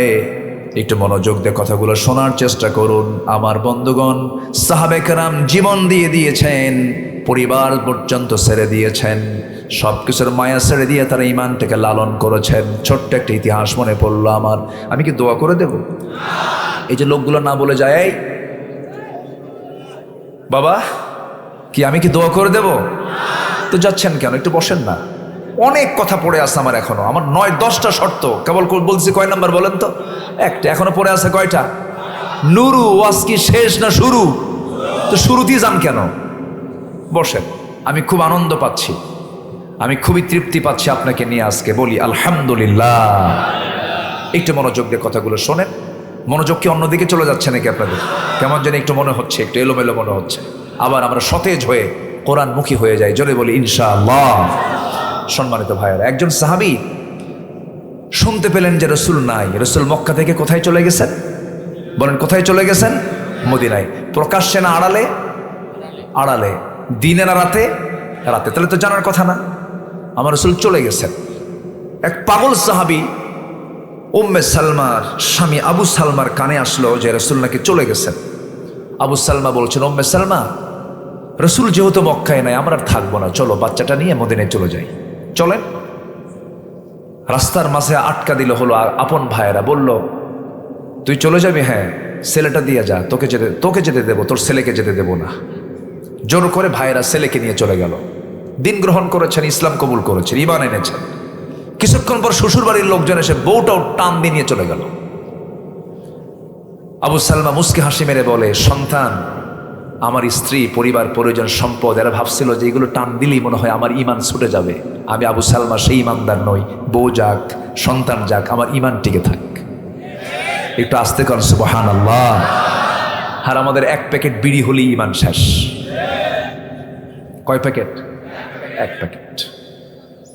আমার বন্ধুগণ, আবু সালমা বউ হারায় ফেললেন, আবু সালমা সন্তান হারায় ফেললেন। উনি মুস্কি হাসি মেরে বললেন, নিয়ে যাও সন্তান, নিয়ে যাও স্ত্রী, আমার রাসূলকে তোমরা কেউ নিতে পারবা না। চললাম মদিনার পথে। উম্মে সালমার বড় কষ্ট শুরু হয়ে গেল। বাপরা জোর করে রেখে দিয়েছে বাপের বাড়িতে। আবু সালমা উম্মে সালমার সংসার জীবন খুব সুখের ছিল। একদিন গল্প করতে নিয়ে বলছে, উম্মে সালমা তার স্বামীকে ডাক দিয়ে বলছে, আমার স্বামী আবু সালমা, একটা প্রশ্ন করব। কি প্রশ্ন? সেই প্রশ্নটা হলো, স্বামী আমার, আপনি আমাকে কেমন ভালোবাসেন? খুব ভালোবাসি। একটা প্রশ্ন করব। কি প্রশ্ন? আমি যদি আপনার আগে মরে যাই, আপনি কি বিয়ে করবেন নাকি? এমন প্রশ্ন এখনো বউরা করে কিনা কন? এই ছোট বাচ্চা ভাই করে। বিয়ে করছেন? মানে বলার মানে ভাব দেখছেন? মনে হয় বিয়ে 3-4টা করছে মনে হয়। এই যে প্রশ্ন করে, তুমি কি বিয়ে করবা? তো আবু সালমা মুস্কি হাসি মেরে বলে যে, এমন হঠাৎ করে এমন প্রশ্ন কেন? এরকম প্রশ্ন কিন্তু মাঝে মাঝে করে। মেয়েদের মধ্যে আল্লাহ তাআলা এই কৃপণতাটা দিয়েছেন, ওরা স্বামীর ভাগ কাউকে দিতে। কিন্তু আজকে ধরুন আমার দেশে পুরুষ বেশি না মহিলা বেশি? বলেন, পুরুষ বেশি না মহিলা বেশি? মহিলা 60%, পুরুষ 40%। আর তাহলে 40-40, 80% মিলে গেল, জোড়া জোড়া হয়ে গেল। বাকি 20% কি করবেন? জাতীয় সম্পদ বানায় দিবেন। ইসলাম তো সার্বজনীন একটা দিনের নাম। আল্লাহ জানেন যে এই বিধান রাখতে হবে, নচেত সমাজ ধ্বংস হয়ে যাবে। আল্লাহ জানেন। তো উম্মে সালমার এই কথা শুনে তিনি মুস্কি হাসি মারলেন। বললেন, উম্মে সালমা, তুমি কি বলতে চাও বলো? তুমি যেটা চাবো আমি সেটাই চাবো। উম্মে সালমা সব নারীর মতো সেই কথাই বলে ফেললেন, আমার স্বামী, আল্লাহ আপনার আগে যদি আমার মরণটা দিয়ে দেয়, আমি যদি দুনিয়া থেকে বিদায় হয়ে যাই, আমার জায়গায় দ্বিতীয় কোনো স্ত্রী আপনি গ্রহণ করতে পারবেন না। আবু সালমা মুস্কি হাসি মেরে বললেন, ও আমার স্ত্রী উম্মে সালমা, চিন্তা করো না। এমনটা যদি হয়, তোমার আগে আমারও যদি মরণ না হয়ে তোমারও যদি মরণ হয়ে যায়, বিবাহিত জীবনে আর কোনোদিন আসবো না, আমি জীবনে কোনোদিন বিয়ে করব না। তবে এটারে যদি সম্পূর্ণ উল্টা হয়ে যায়, তুমি আগে না মরে যদি আমি আগে মরে যাই, তুমি আমার বউ যদি বিধবা হয়ে যাও, আমি তোমার মতো দোয়া করব না। আমি দোয়া করব, আল্লাহ আমার স্ত্রী যদি পৃথিবীতে বেঁচে থাকে, আমি যদি তার স্বামী আগে দুনিয়া থেকে বিদায় হয়ে যায়, আমার চেয়ে উত্তম স্বামী তুমি আমার উম্মে সালমার জন্য জুটাইয়া দিও। আমার আল্লাহর কাছে আবু সালমার দোয়াটাই বেশি মঞ্জুর হয়ে গেল, সেই দোয়াটাই কবুল হয়ে গেল। আবু সালমাই দোয়া করলেন, সেই দিন এই দোয়াটা আল্লাহর দরবারে মঞ্জুর হয়ে গেছে, শুধু বাস্তবতার সেই পরিবেশটা আসে নাই। ও আবু সালমা চলে গেছেন মদিনায়। 1 বছর পরে উম্মে সালমা করলেন কি, তার সন্তানটাকে লুকায় নিয়া লুকোচুরি করে তিনি মক্কা থেকে বের হলেন, লুকায়া বের হলেন, মদিনা পর্যন্ত চলে গেলেন। ফজরের আজান হলো, নামাজ শুরু হয়ে গেছে। ফজর আজান নামাজের পরে আসসালাতু আলাল মাইয়িত ইয়ারহামুকাল্লাহ, জানাজার ঘোষণা হয়ে গেল। কে মারা গেছে, কার জানাজা হবে? আবু সালমার জানাজা হবে। আবু সালমা দুনিয়া থেকে বিদায় নিয়েছেন। এই আওয়াজটা উম্মে সালমার কানে চলে গেছে। মদিনায় ঢোকার সঙ্গে সঙ্গে আকাশ আসমান যেন তার ভেঙ্গে পড়লো মাথার উপরে। শোকাহত হয়ে পড়ার হারে, 1 বছর যাবত দেখি না স্বামীকে। মদিনায় ঢুকলাম, স্বামী আমার মরে গেল, সন্তানটা এতিম হয়ে গেল। জানাজা সম্পন্ন হলো। রাসূলকে বলা হলো, হুজুর উম্মে সালমা মদিনায় চলে আসছে তার সন্তান সহ। আমার নবীজি কেঁদে ফেললেন। কেঁদে কেঁদে বলছেন, আমার সাহাবীরা উম্মে সালমা কোথায়, তার সন্তানটা কোথায়? তার সামনে গিয়ে দাঁড়ালেন, বলছেন, উম্মে সালমা চিন্তা করো না, তোমার সন্তানটা দেখার দায়িত্ব আমার, কারণ আমি হলাম এতিমদের সর্দার। জোরে কোন সুবহানাল্লাহ। আমি কাঁধে নিয়ে নিলাম। উম্মে সালমা, তোমার জন্য উত্তম স্বামীর ব্যবস্থা আমি করে দেব। উম্মে সালমা বলছেন, ইয়া রাসূলুল্লাহি, জাগতিক জীবনে স্বামী গ্রহণের কোনো ইচ্ছা আমার নাই, কারণ আমার স্বামীর চেয়ে উত্তম কোনো পুরুষ আমার চোখে আর দ্বিতীয়টাই দুনিয়াতে নাই। সঙ্গে সঙ্গে আল্লাহর পক্ষ থেকে ফায়সালা হয়ে গেল, ইয়া রাসূলুল্লাহি, আবু সালমার দোয়া কবুল হয়ে গেছে। উম্মে সালমার জন্য পৃথিবীতে একজন পুরুষই যথেষ্ট, একজন পুরুষ উপযুক্ত, তিনি হচ্ছেন আপনি মুহাম্মদ সাল্লাল্লাহু আলাইহি ওয়াসাল্লাম। আমার বন্ধুগণ, এই কথা বলার উদ্দেশ্য হলো, এই ইতিহাসটা টানার উদ্দেশ্য হলো, এই দুনিয়াতে যারা ঈমানের পরিচয় দিয়েছেন, সকল কিছুর চাইতে বেশি মহব্বত করেছেন 1 নাম্বার কাকে? আসতে বলবেন না কাকে? নাম্বার 2 হচ্ছে মুহাম্মদ সাল্লাল্লাহু আলাইহি সাল্লাম। রাসূলকে মহব্বত করতে হবে, রাসূলকে খুব কাছে টানতে হবে, কারণ রাসূলকে না পেলে পরে আল্লাহকে কখনো পাওয়া যাবে না। আল্লাহকে পাওয়ার শর্ত হলো রাসূলকে কাছে টানা, তার ইত্তেবা করা। আমার বন্ধুগণ, রাসূলকে ভালোবাসার প্রয়োজন আছে না নাই? আসতে বলবেন না আছে না নাই? মদিনার মাটিতে মাসখানেক আগে ছিলাম, ঘুরে ফিরে আসলাম, নবীর কবর জিয়ারা করলাম, রিয়াদাতুম মিন রিয়াদিল জান্নায় গেলাম। একটা ইতিহাস বারবার আমাকে কাঁদাচ্ছিল। একজন বড় ইমাম ছিলেন, ইমাম মালিক রাহমাতুল্লাহ আলাইহি। মদিনায় যতদিন থেকেছেন, কোনোদিন তিনি জুতা পায়ে মদিনার মাটিতে হাঁটেন নাই। বলা হলো, ইমাম মালিক, মদিনার মাটিতে তুমি কেন জুতা পায়ে হাঁটো না? কাদা কাদা কণ্ঠে বলছেন, আমার ভাইয়েরা এমন প্রশ্ন করেছো, আমার জীবনের চেয়ে প্রিয় রাসূল যে মদিনার মাটিতে শুয়ে আছেন, সেই মদিনার মাটিতে আমি মালিক কেমন করে জুতা পায়ে হাঁটি? বেয়াদবি হয় মনে করে সারা জীবন সিদ্ধান্ত নিয়েছি, জুতা পায়ে মদিনায় কখনো হাঁটবো না। জোরে কোন সুবহানাল্লাহ, আরো জোরে কোন সুবহানাল্লাহ। আল্লাহ পাক আমাকে এবার যাওয়ার তৌফিক দিয়েছিলেন, বহুবার গিয়েছি, কিন্তু এবার একটি স্পেশালিটি ছিল, খুব ভালো লেগেছে আমার। রাউদাতুম মিন রিয়াদিল জান্নাহ। আমার নবীজি বলেন, মা বাইনা বাইতি ওয়া মিনবারি রাউদাতুম মিন রিয়াদিল জান্নাহ। এই যে আমার ঘর, ওই যে আমার মিম্বার, মাঝখানের যে অংশটুকু, এটা হচ্ছে আমার জান্নাতের টুকরা। রাউদাতুম মিন রিয়াদিল জান্নাহ। পৃথিবীতে একটা জান্নাতের টুকরা আছে, সবাইকে দেখতে যাবেন নাকি ভাই? সবাই যাবেন তো? সবাই যাবেন তো? নিয়ত করেন, জোরে বলেন ইনশাআল্লাহ, আরো জোরে বলে ইনশাআল্লাহ। বইয়ের সোনা 1 ভরি কিনতে লাগবে 2 লাখ টাকা, আর সোনার মদিনায় যেতে লাগবে 1.5 লাখ টাকা। নিয়ত করলে হয়ে যাবে, আল্লাহ সহজ করে দেন, জোরে বলি আমিন। আমার বন্ধুগণ, রাত 3টার দিকে ঢুকলাম, অনলাইন করে ঢুকতে হয়, ঢুকলাম, মাত্র 10 মিনিট সময় পাওয়া যায়। ভিতরে ঢুকেই বসে আছি, সময় তো বেশি পাবো না, আজান আবার হবে ফজরের। হঠাৎ করে আমার দেশের প্রবাসী কিছু ভাই সেখানে পরিচ্ছন্ন কর্মী, নাজ্জাফা পরিচ্ছন্ন কর্মী, তারা সেখানে কাজ করে। আমাকে দেখেই তারা চিনে বলছে, হুজুর আপনার ওয়াজ শুনে আপনার ভক্ত আমরা, আপনাকে দেখি কতক্ষণ রাখা যায়, বেশিক্ষণ রাখা যায় নাকি? চেষ্টা করে তারা চেষ্টা করলো। ওখানকার প্রশাসনিক এক কর্মকর্তাকে এমন পাম দিছে, আমি জানা তার চেয়ে বেশি বলছে। আমি তো জানি আমি কি পাম দিয়ে, আমার দেশের মানুষ তো অন্তত কিছু না পারলে পাম দিতে পারে, এটা পারে, এটা খুব পাকা, এরা তেল মারতে পারে। এমন বলছে, প্রশাসনিক কর্মকর্তা দৌড় মেরে আমার হাত ধইরা একদম প্রথম কাতারে বসায় দিছে। আমার নবীর ঘর মানে কবর, নবীর ঘর মানে কি? কবর। যেটাই ঘর ছিল সেটা কি হয়ে গেছে এখন? কবর। কবরের দেওয়াল ঘেঁষে একদম ফার্স্ট আমাকে বসে দিল।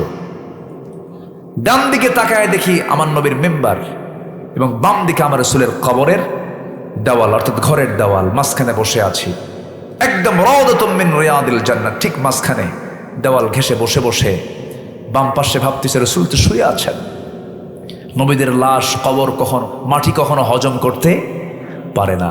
আমি বাম দিকে তাকাই আর সালাম দিচ্ছি, আসসালাতু ওয়াসসালামু আলাইকা ইয়া রাসূলুল্লাহ।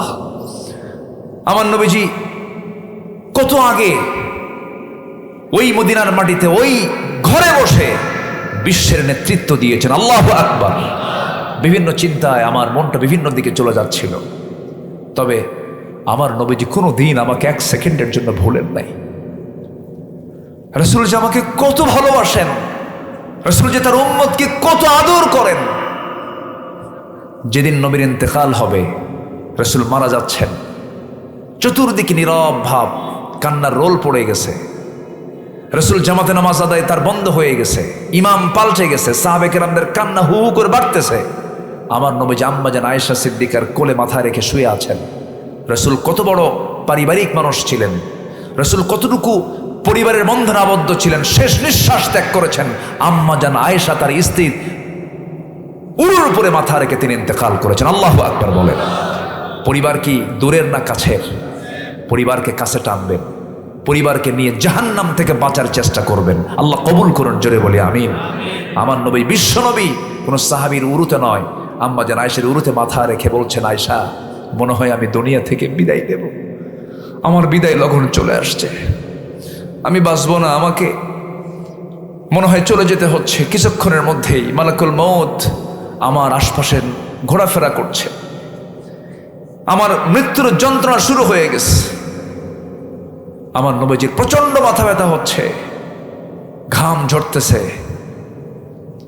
এবং রাসূলের দেহে ইহুদিরা খাবারের মধ্যে বিষ প্রয়োগ করেছিল, সেই বিষক্রিয়া শুরু হয়ে গেছে।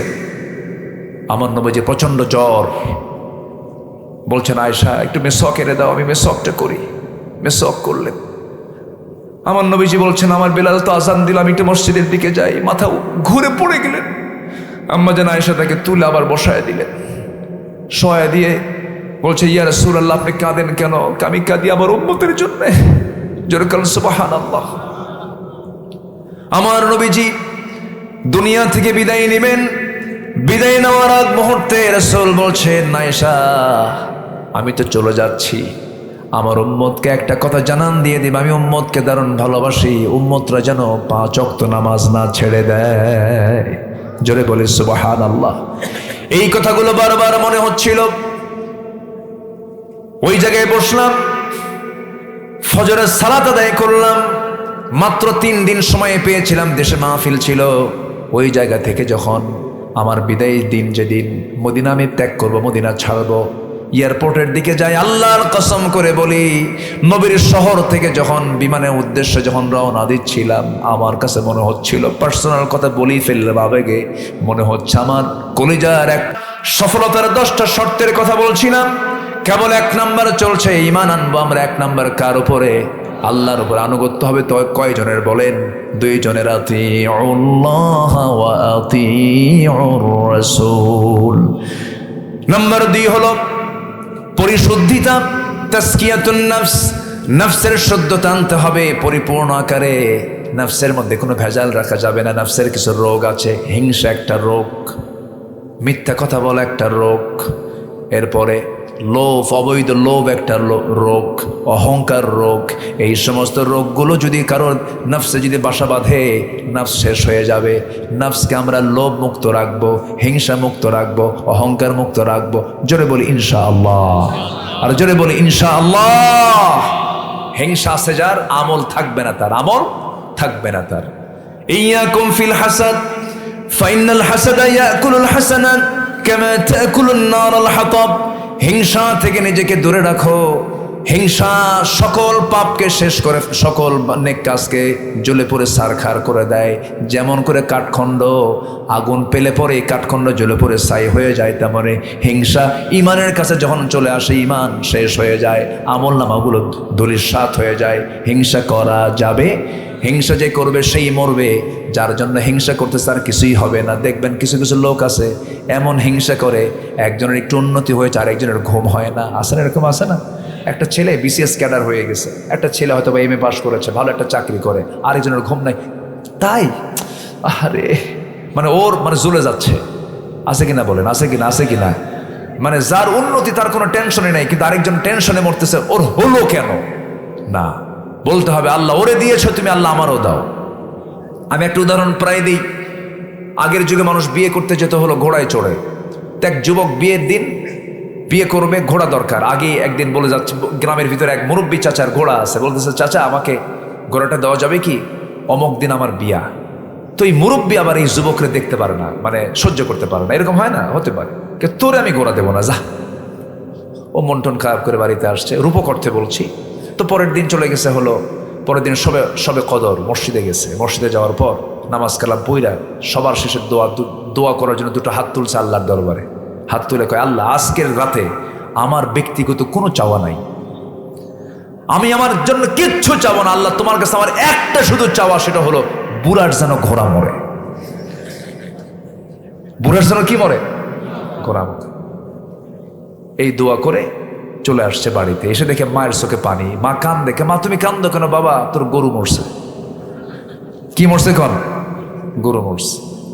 তাহলে দোয়া কি কবুল হয় নাই? মালাকুল মউত আসে নাই? ঘোড়ার কাছে না গরুর কাছে? গরুর কার? যে হিংসা করছে ওর গরু।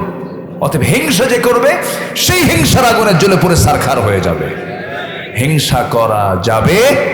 আল্লাহ তুমি তাকে চাকরি দিয়েছো, আল্লাহ তুমি আমাকে চাকরি দাও। আল্লাহ তুমি তাকে এই ব্যবসা করার তৌফিক দিয়েছো, তুমি আমাকে ব্যবসা করার তৌফিক দিয়ে দাও। আমরা হিংসা মুক্ত হৃদয়ে রাখবো, তাহলে আমরা ব্যর্থ হব না সফল হব। আল্লাহ রাব্বুল আলামিন বলেন, قد أفلح من تزكى وذكر اسم ربه فصلى بل تؤثرون الحياة الدنيا والآخرة خير وأبقى। জোরে বলুন আল্লাহু আকবার। অনেক লম্বা লম্বা কথা ছিল, সময় অল্প, একটু মনোযোগ দিয়ে শুনুন। পর্যন্ত আমি লক্ষ্য করেছি হাজারো শ্রোতার মাঝে 7 থেকে 8 জন মানুষ উঠেছেন। আমি আর নবম মানুষ উঠুক আমি আর দেখতে চাই না। বসেন। ওই যে নবম নম্বর উঠলো, দেখছেন? বলার পরে উঠলো। বসেন, একটু শোনেন। দুইটা বিষয় শেষ করলাম, আর 8টা বিষয় আছে। আমরা পরিশুদ্ধ হব, নফসকে সুন্দর রাখবো। বাহিরেরটা আল্লাহ দেখবেন না, ভিতরেরটা দেখবেন। ভিতরেরটা দেখবেন। ওয়ালাকিন ইয়ানজুরু ইলা কুলুবিকুম ওয়া আমালিকুম। নাম্বার 3 হলো সত্যবাদী হওয়া, সত্যের সাক্ষ্য দেওয়া, সত্যবাদীর অন্তর্ভুক্ত হওয়া।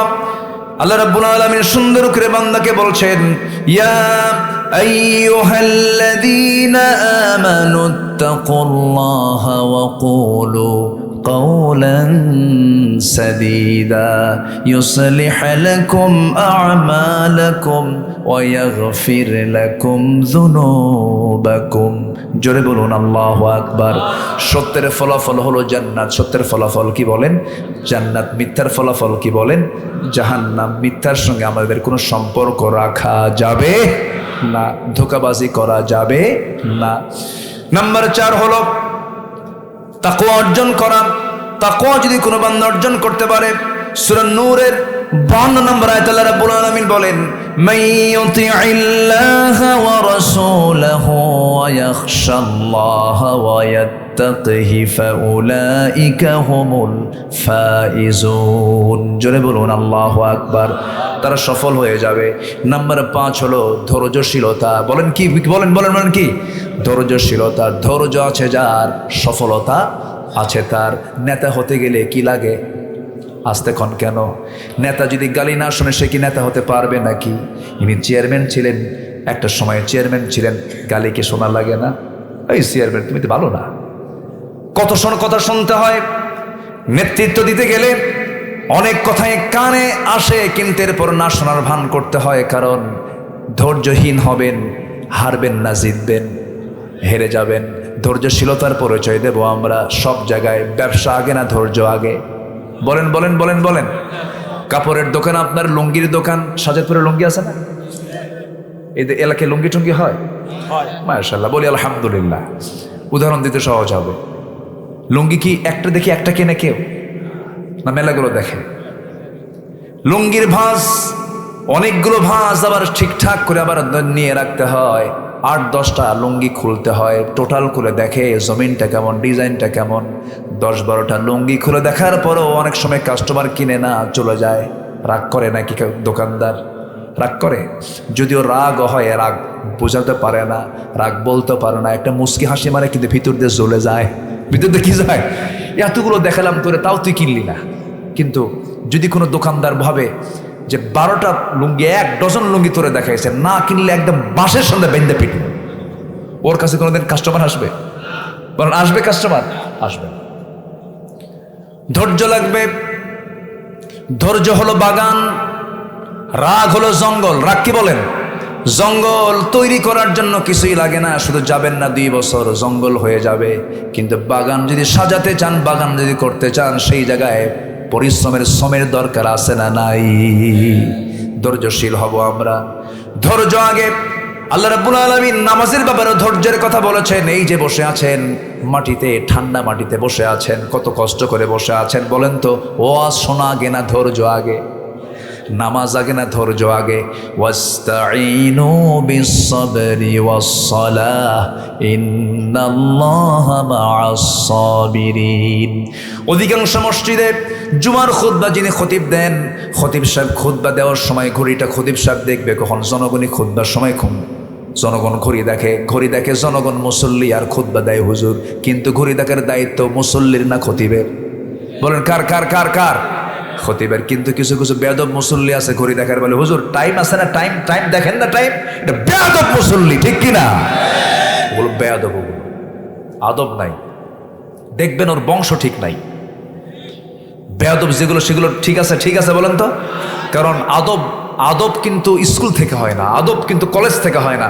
আদব, সম্মান, শ্রদ্ধা কিসের থেকে আসে? পরিবার থেকে আসে। যার বাপ মা মারা গেছে সে বেয়াদব না, যার বাপ মা মারা গেছে সে ইতিম না, প্রকৃতি ইতিম সে, যে আদবের জ্ঞান থেকে বঞ্চিত। আমরা আদব বলা হব, জোরে বলি ইনশাআল্লাহ। ব্যবহার কিসের পরিচয়? বলেন এই কথা, বলেন না সবাই? ব্যবহার কিসের পরিচয়? বংশের পরিচয়। আমরা খুব বিনয়ী হব, জোরে বলি ইনশাআল্লাহ। আর জোরে বলি ইনশাআল্লাহ। একজন নবীর ভিতরে খুব রাগ ছিল, খুব রাগ। সব নবী একরকম, কিন্তু এই নবীটা খুব রাগী নবী ছিলেন, তোতলা ছিলেন। বলুন তো সেই নবীর নামটা কি? বলেন তো। কি সুন্দর করে বললেন, বলি আলহামদুলিল্লাহ। মুসার নামটা না আসলে ওয়াজ জমেও না।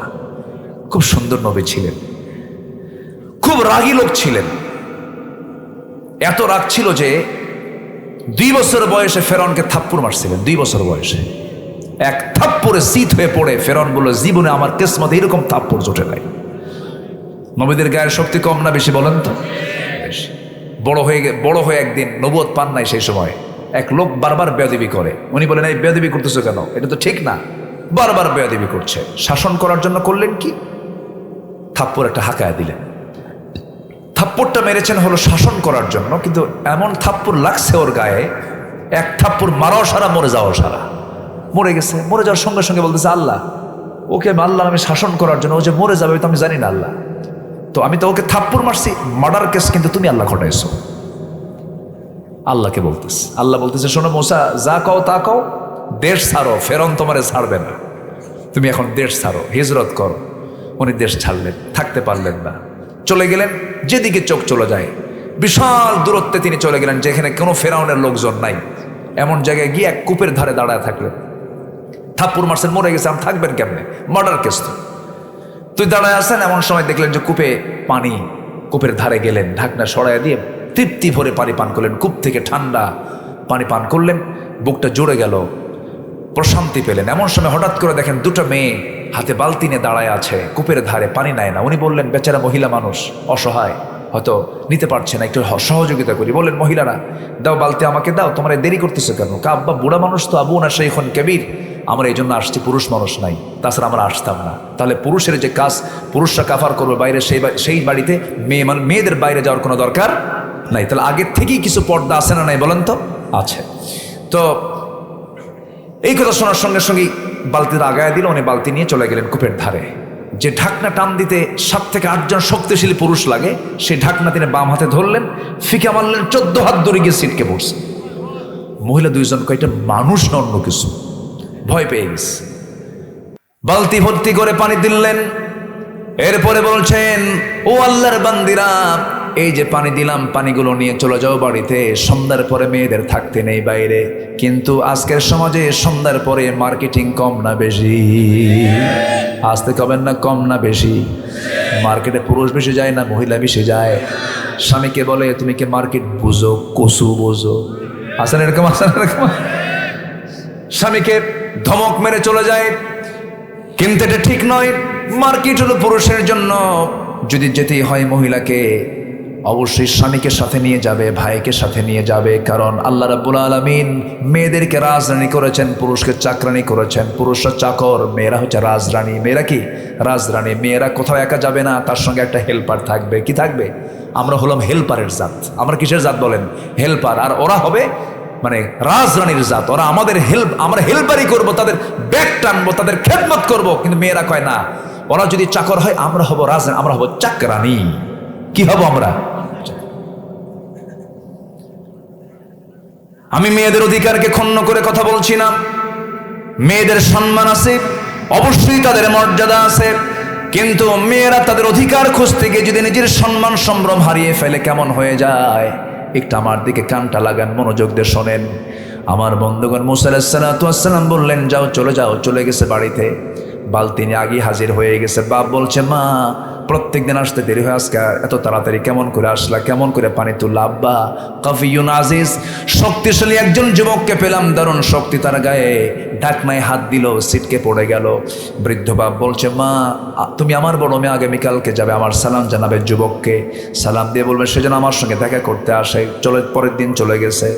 মুসা আলাইহিস সালাতু ওয়াস সালামকে লক্ষ্য করে বলছে, হে যুবক, আব্বা বুড়া মানুষ, আপনাকে দাওয়াত দিয়েছেন, আপনি আসতে পারবেন নাকি? তিনি দারুণ খুশি হলেন। আহারে, অচেনা জায়গা, অচেনা দেশে আসছি, একটু পরিচয় হলে তো ভালোই হয়, মনটা ভালো লাগবে। এবার বলছেন, যাবো তো, বাড়ি তো চিনি না। এই কথা শোনার সঙ্গে সঙ্গে মহিলা বলতেছে, আপনার চেনার দরকার নাই, আমি সামনে সামনে চলবো, আপনি আমার পিছে পিছে ফলো করে আসবেন। আমি ডানে যাব, আপনি ডানে যাবেন, আমি বামে যাব, আপনি বামে যাবেন। মুসা আলাইহিস সালাতু ওয়াস সালাম বলছেন, তুমি আমাকে যে ভাবে আমাকে যাওয়ার জন্য নির্দেশনা দিচ্ছ, সেই নির্দেশনা মানার মানুষ তো আমি যুবক না। আমি এরকম করে চলে নাই কখনো জীবনে। কারণ আমার সামনে একজন নারী সামনে থাকবে, আমি পুরুষ পিছে পিছে থাকবো। এমন পুরুষের জাত আমি মুসা না। যখন আল্লাহু আকবার। তুমি হলে মহিলা, তুমি একজন কুমারী মানুষ, ইয়াং মহিলা, তুমি আমার সামনে থাকবে, তোমার দিকে আমার নজর পড়ে যাবে, আমার গুনাহ হয়ে যাবে। আমি সামনে সামনে চলবো, তুমি আমার পিছে পিছে থাকবে। আমি যদি কোনো ভুল করি, ডানে যদি যাই, বামে যাওয়ার দরকার, ডানে গেছি, তখন শুধু একটা শব্দ মুখ থেকে বের করবে, বাম ডান, বাম ডান। এর বাইরে একটা কথাও বলতে পারবে না, কারণ বেশি কথা বললে রোগ সৃষ্টি হয়ে যাবে। ঠিক কিনা? ঠিক কিনা? মহিলা মনে মনে কয়, গতকালকে দেখলাম শক্তিশালী যুবক, আজকে দেখি চরিত্রবান যুবক। চেয়ে থাকে না, আমাকে নারীর মর্যাদা দিয়ে সে রেখে দিয়েছে। খুব ভালো একটা ছেলে দেখতেছে, এটা ভালো ছেলে। আদর্শ মেয়েরা 2টা গুণ পুরুষের পছন্দ করবে। আদর্শ মেয়েরা কয়টা গুণ পছন্দ করবে বলেন? পুরুষের 2টা গুণ পছন্দ। 1 নম্বর হলো চরিত্র। 1 নম্বর কি বলেন? চরিত্র। নাম্বার 2 হলো শক্তিশালী যুবক কিনা। এই 2টা গুণ দেখে মেয়েরা পছন্দ করবে, স্বামী হিসেবে সে গ্রহণ করতে চাইবে। মুসা আলাইহিস সালাতু ওয়াস সালাম সামনে সামনে চললেন। লম্বা কথা শর্ট করে বলছি, পিছিয়ে পিছিয়ে মহিলা আসলেন, গন্তব্যে পৌঁছে গেলেন। বুড়া মানুষের সঙ্গে সাক্ষাৎ হয়ে গেল, সালাম দিয়ে দিলেন। সালাম উত্তর দেওয়ার সঙ্গে সঙ্গে বুড়ার মুখ থেকে, বুড়ো লোকটার মুখ থেকে বের হচ্ছে, হে যুবক, তুমি তো আমাকে সালাম দিয়েছো, আমি তোমাকে চিনি। কে আমি? তোমার নাম তো মুসা। সঙ্গে সঙ্গে তিনি একটু জড়সড় হয়ে গেলেন। এত দূর থেকে দূর পর্যন্ত চলে আসলাম, এই লোকটা আমাকে চিনলো কেমনে? না জানি কোন বিপদে পড়ে যাচ্ছি। এবার বলছে, যুবক, তোমার নামই শুধু জানি না, তোমার কামও জানি। কি জানেন কাম? বলেন। থাপ্পড় মারছো, মানুষ মরে গেছে, এরপরে আসছো। আল্লাহু আকবার। কি বেকায়দা! চরম টেনশনে পড়ে গেলেন। আহারে, কোন মুসিবতে যেন পড়ে গেলাম, সব তো জানে, কি যেন হয়ে যায়। এবার মুস্কি মুস্কি হাসি মেরে বৃদ্ধ লোকটা বলছে, মূসা কি চিন্তা করো, বিমর্ষ হয়ে যাচ্ছ কেন? আমি তো তোমার শত্রু নই, আমি তো এই মাদিয়ান এই অঞ্চলের সাধারণ বুড়োদের কাতারের বুড়ো নই। আমার পরিচয় হলো আল্লাহ রাব্বুল আলামিন আমাকে এমন মর্যাদা দিয়েছেন, আমার পরিচয় হলো ওয়াইলা মাদিয়ানা আখাহুম শুআইবা। আমি হলাম এই মাদিয়ানবাসীর জন্য আল্লাহ পাক আমাকে পয়গম্বর করে পাঠিয়েছেন। আমি হলাম আল্লাহর পয়গম্বর শুআইব আলাইহিস সালাতু ওয়াস সালাম। যেরকম সুবহানাল্লাহ। দারুণ খুশি হয়ে গেছেন যুবক মূসা, দারুণ খুশি হয়ে গেলেন, জজবা ফিরে পেলেন। এবার তিনি জড়িয়ে ধরে অত্যন্ত আনন্দ প্রকাশ করলেন। এবার বলছে, হে মূসা, আমি একটা প্রস্তাব তোমাকে করব। কি প্রস্তাব? আমার 2টা মেয়ে আছে, 2টা মেয়ের যে কোনো একটা মেয়েকে আমি তোমার সঙ্গে বিয়ে দেব। যুবকের সামনে যদি এই প্রস্তাব আসে, যুবক যদি যৌবন থাকে, বলেন তো কি কি এই যুবকরা কথা কও, একটু গা গরম হয় না, একটু মেজাজটা একটু ভালো হয়, যে হয় কিনা, হয় কিনা? হ্যাঁ হয়। যুবক নাই এখানে, দেখতেছি সব বুড়া মানুষ। এই হয় কিনা, হয় কিনা? কেবল মনে হচ্ছে হয়। মাশাআল্লাহ, খুব খুশি যুবক মূসা আলাইহিস সালাতু ওয়াস সালাম, দারুণ খুশি যে আমাকে বিয়ের প্রস্তাব করলো। এই তো বিশাল ব্যাপার, আমাকে পছন্দ করে ফেলছে। তুমি কি বিয়ে করবো আমার 2টা মেয়ের যে কোনো একটা মেয়েকে? উত্তর দিলেন যখন তখন। কি বললেন বলেন? মানে এক পায়ে খাড়া। এবার শুআয়ব আলাইহিস সালাতু ওয়াস সালাম নবী, কার মেয়ে বলেন তো? ওই মহিলাটা কার মেয়ে বলেন? নবীর মেয়ে। এটা কি ছোটখাটো কোনো পরিবার বলেন তো? পৃথিবীর সেরা মানুষ কারা? নবী। আর সেই নবীর জামাই হবে, এ তো মহা খুশি। সেদিন বলে ফেলতেছে যখন তখন। এখন শুআয়ব আলাইহিস সালাতু ওয়াস সালাম বলছেন, শোনো, আমার মেয়েকে তোমার সঙ্গে বিয়ে দেব, এটা ঠিক আছে, কিন্তু তোমার রেকর্ড তো ভালো না। কেন? থাপ্পড় মারলি মানুষ মরে। কি কথা কি বুঝতেছে? তাহলে এখন কি করা যায় বলেন? রাগ তো খুব বেশি।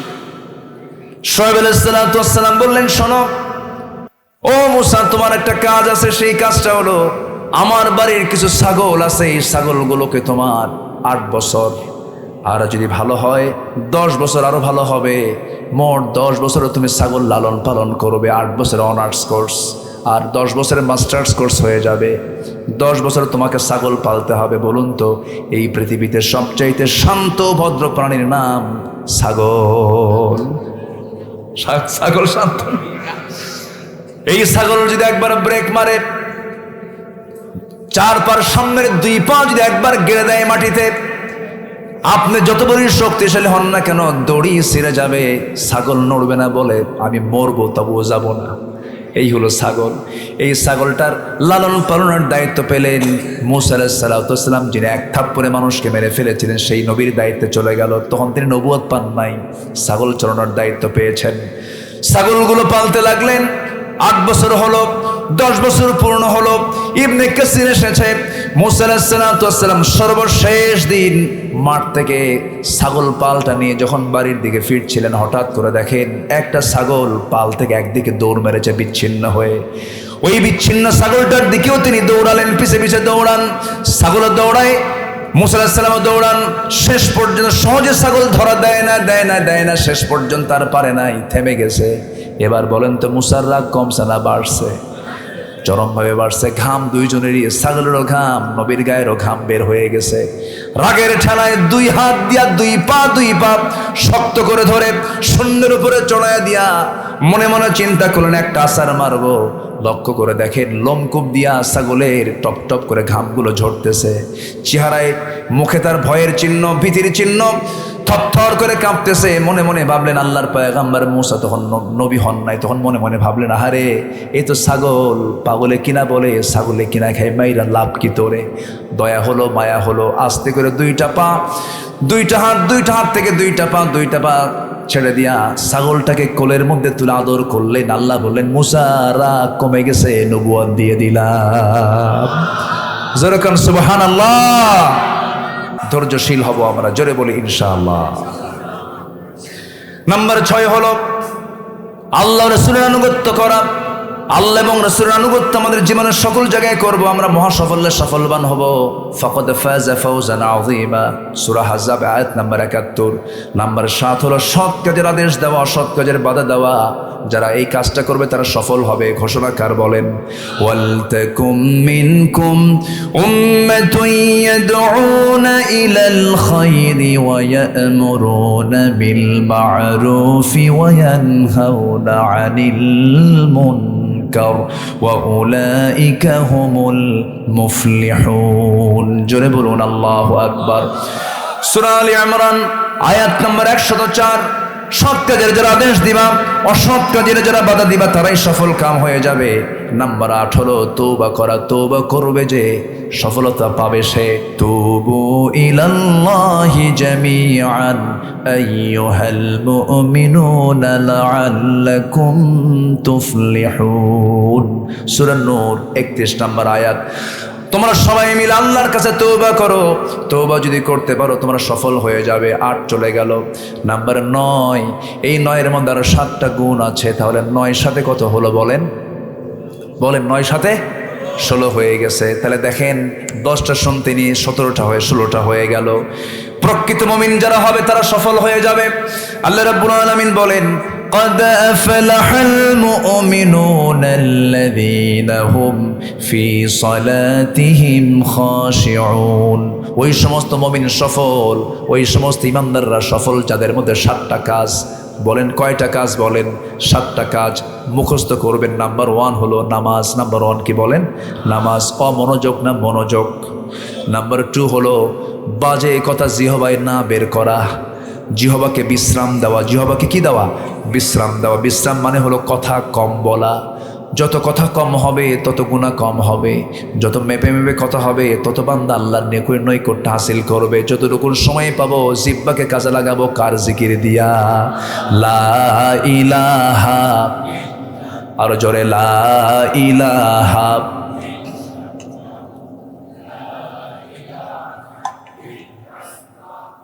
পাখির গানে গানে, হাওয়ার তানে তানে, ওই নামেরই সুর শোনা যায়, সুর শোনা যায় হলে আপন হারা। লা ইলাহা ইল্লাল্লাহ, লা ইলাহা, লা ইলাহা ইল্লাল্লাহ মুহাম্মাদুর রাসূলুল্লাহ সাল্লাল্লাহু আলাইহি ওয়াসাল্লাম। 7টা গুণ যে মুমিনের মধ্যে থাকবে সে হচ্ছে আসল মুমিন। তাছাড়া আমার দেশে বহু মুমিন নাম লোক আছে না নাই বলেন? ওই নামওয়ালা মুমিন হওয়া যাবে না, কামওয়ালা মুমিন। কিওয়ালা মুমিন? কামওয়ালা মুমিন। 7টা গুণ থাকতে হবে। নাম্বার 1 নামাজ। নাম্বার 2 হলো জিহ্বাকে বিশ্রাম দেওয়া, বাজে কোনো কথা না বলা, এমনকি বউয়ের সঙ্গে বাজে কোনো কথা না বলা, বন্ধুর সঙ্গে আড্ডা দিতে নিয়ে বেফাস কোনো কথা না বলা, আজে বাজে সমস্ত কথা থেকে জিহ্বাকে বিশ্রাম দেওয়া। নাম্বার 3 হলো যাকাতটা ঠিক মতো আদায় করা। নাম্বার 4 হলো লজ্জাস্থানের হেফাজত করা। জিহ্বার হেফাজত, লজ্জাস্থানের হেফাজত। রাসূল বলেছেন, আযমান লাহুল জান্নাহ, আমি তার জন্য নিজে বেহেশতের জামিন হয়ে যাব। নাম্বার 4 চলে গেল। নাম্বার 5 হলো আমানত ঠিক রাখা। নাম্বার 6 হলো ওয়াদা ঠিক রাখা। নাম্বার 7 হলো নামাজে যত্নবান হওয়া। নামাজ দিয়ে শুরু, নামাজের মনোযোগ এটা দিয়ে শুরু, আর শেষ হলো নামাজের যত্নবান। এই 7টা কাজ করবে যারা, উলাইকা হুমুল ওয়ারিসুন আল্লাযীনা ইয়ারিসুনাল ফিরদাউসা হুম ফিহা খালিদুন। জোরে বলুন আল্লাহু আকবার। আল্লাহ নিজে বলে দিচ্ছেন, ও বান্দা, যে বান্দা এই 7টা কাজ করবে আমি আল্লাহ নিজে তাকে জান্নাতুল ফিরদাউসের মালিক বানায় দেব। জোরে কোন সুবহানাল্লাহ। ফজর পড়বেন কারা কারা? ফজর পড়বেন কারা কারা? বলুন হি আল্লাহ। ফজর, জোহর, আসর, মাগরিব, ইশা আদায় করার তৌফিক তুমি আল্লাহ দিয়া দাও। জোরে বলি আমিন। আরো জোরে আমিন। হাত নামান। শয়তান স্পেশাল একটা টাইমে আপনার কাছে আসে। সেই স্পেশাল টাইমটা হলো ফজরের ঠিক আগ মুহূর্তে শয়তানটা চলে আসে। প্রত্যেক বান্দার শিওরে সে চলে আসে আজান হওয়ার একটু আগে। দেখেন জায়গা মতো সময় আসে, টাইম মতো আসে, এসে সে ওয়াজ শুরু করে আলাইকা লাইলুন তবিল, হে বান্দা তোমার রাতটা বড় লম্বা, ঘুমাও ঘুমাও, আলাইকা লাইলুন তবিল। শয়তান ওয়াজ করে, দেখছেন? তোমার রাত বড় লম্বা, ঘুমাও ঘুমাও। শেষ পর্যন্ত শয়তান 3টা গিট মেরে চলে যায়, 3টা গিরা দিয়ে চলে যায়। রাসূল বলেন, ও সাহাবীরা, 3টা গিট যদি ছুটাতে চাও, এই 3টা গিটের প্রথম গিটটা হলো বিছনা থেকে নিজের পিঠটা মাইনাস করবে, 1 নাম্বার গিট ছুটে চলে যাবে। নাম্বার 2 ওযু বানাবে, 2 নাম্বার গিট ছুটে চলে যাবে। ওযু করা সবার জন্য, নামাজের জন্য ওযু করা কি বলেন? আরো জোরে বলেন। নামাজের নফল থাকতে পারে, কিন্তু ওযুর কোনো নফল নাই। প্রত্যেক নামাজ ওযু করা কি বলেন? ফরজ। 2 নাম্বার শয়তানের গিট ছুটে চলে যায়। বান্দা যখন ওযু বানায় নামাজের জন্য মসজিদের দিকে রওনা দিয়ে দেয়, গাড়াদহের মসজিদের দিকে রওনা দিল। আমার বন্ধুগণ, গাড়াদহের গ্রামকে আদর্শ গ্রাম যদি বানাতে চান, গাড়াদহের প্রত্যেকটা বাড়ির সদস্যকে ফজরের সময় মসজিদে হাজির করতে হবে। 3 নাম্বার, যখন কোনো বান্দা যখন মসজিদে যখন হাজির হয়ে যায় নামাজের জন্য, আল্লাহ রাব্বুল আলামিন 24 ঘন্টার সময় ওই বান্দার কাছে শয়তান আর ভিড়তে পারে না। জোরে কোন আল্লাহু আকবার। আল্লাহ তাকে আশ্রয় দিয়ে দেন। আল্লাহু আকবার বলেন। গাড়াদহ গ্রামটাকে আমার আদর্শ গ্রাম দেখতে চাই। রাজি আছেন তো সবাই? নামাজ বাস্তবায়ন কমিটি, ফজর নামাজ বাস্তবায়ন কমিটি, যার ফজর রেগুলার হবে তার কোনো নামাজ কাজা হবে না। গাড়াদহের মসজিদ ফজরের সময় ফাঁকা থাকবে না ভরা থাকবে? বলেন। ফাঁকা থাকবে না ভরা থাকবে? ফজরের মুসল্লি বেশি হওয়া দরকার না জুমার মুসল্লি বেশি হওয়া দরকার? জুমার না ফজরের? ফজরের। যে গ্রামের মসজিদে ফজর মুসল্লি দিয়ে ভরে যায়, সেই গ্রাম হচ্ছে সবচেয়ে আদর্শ গ্রাম। আল্লাহ গাড়াদহের মসজিদকে তুমি আল্লাহ নামাজি দিয়ে ভরপুর করে দাও। মাদেরকে পর্দায় থাকার তৌফিক দিয়ে দাও। মাদেরকে ঘরমুখী চিত্ত হৃদয় বানিয়ে দাও।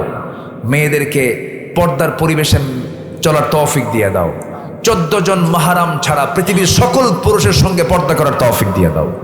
শুধুমাত্র 14 জন আল্লাহ পাক জায়েজ করেছেন, তাদের সঙ্গে দেখা করা কি জায়েজ? তাও কি মাথার কাপড় ছেড়ে দিয়ে না মাথার কাপড় দিয়া? বুকের কাপড় খোলা না বুকের কাপড় ঢেকে দিয়ে? ওড়না ঢেকে দিয়ে প্রশস্ত কাপড় পরে মেয়ে তার বাবার সঙ্গে দেখা করবে, বোন তার ভাইয়ের সঙ্গে দেখা করবে, শাশুড়ি তার জামাইয়ের সঙ্গে দেখা করবে, কিন্তু সেই জায়গায় শালীন পুরনো পোশাক পরার দরকার আছে না নাই বলেন তো? আছে। মিনিমাম যেন সৌন্দর্য যেন থাকে, যেন ব্যক্তিত্ব যেন থাকে, হায়াটা যেন থাকে, এমন জাতীয় পোশাক পরে মেয়েদের থাকতে হয়। যে পোশাক নিজের ছেলের সামনেও পরা মানায় না, এমন বেহাপূর্ণ পোশাক পরে বাইরে বের হয়, এগুলো সবগুলো তার স্বামীগুলোকে দায়ুস বানায় ছেড়েছে। আল্লাহ তুমি নারীদেরকে পর্দায় থাকার তৌফিক দিয়ে দাও।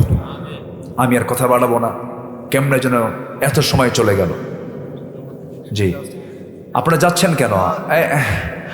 হ্যাঁ বলবো, সব বসেন একটু। এই যে ভাই, চাচা বসেন। আমি খুবই আনন্দিত। কেউ যান নাই বলা চলে, কেউ যান নাই, বলি আলহামদুলিল্লাহ। এত রাত মানে বিশাল ব্যাপার। এত রাত কি কম? বিশাল ব্যাপার। যারা আছেন বসে থাকেন। একটু চাদর যাবে, ব্যাগ যাবে। মসজিদের দীর্ঘ সময়, আমার আগে 2 জন বক্তাই তারা দীর্ঘ টাইমটা কালেকশন করেছেন, অনেক মানে দীর্ঘ সময়। তো আপনারা দিয়েছেন, ধৈর্যের পরিচয় দিয়েছেন। আল্লাহর ঘরে তো দিতে হবে।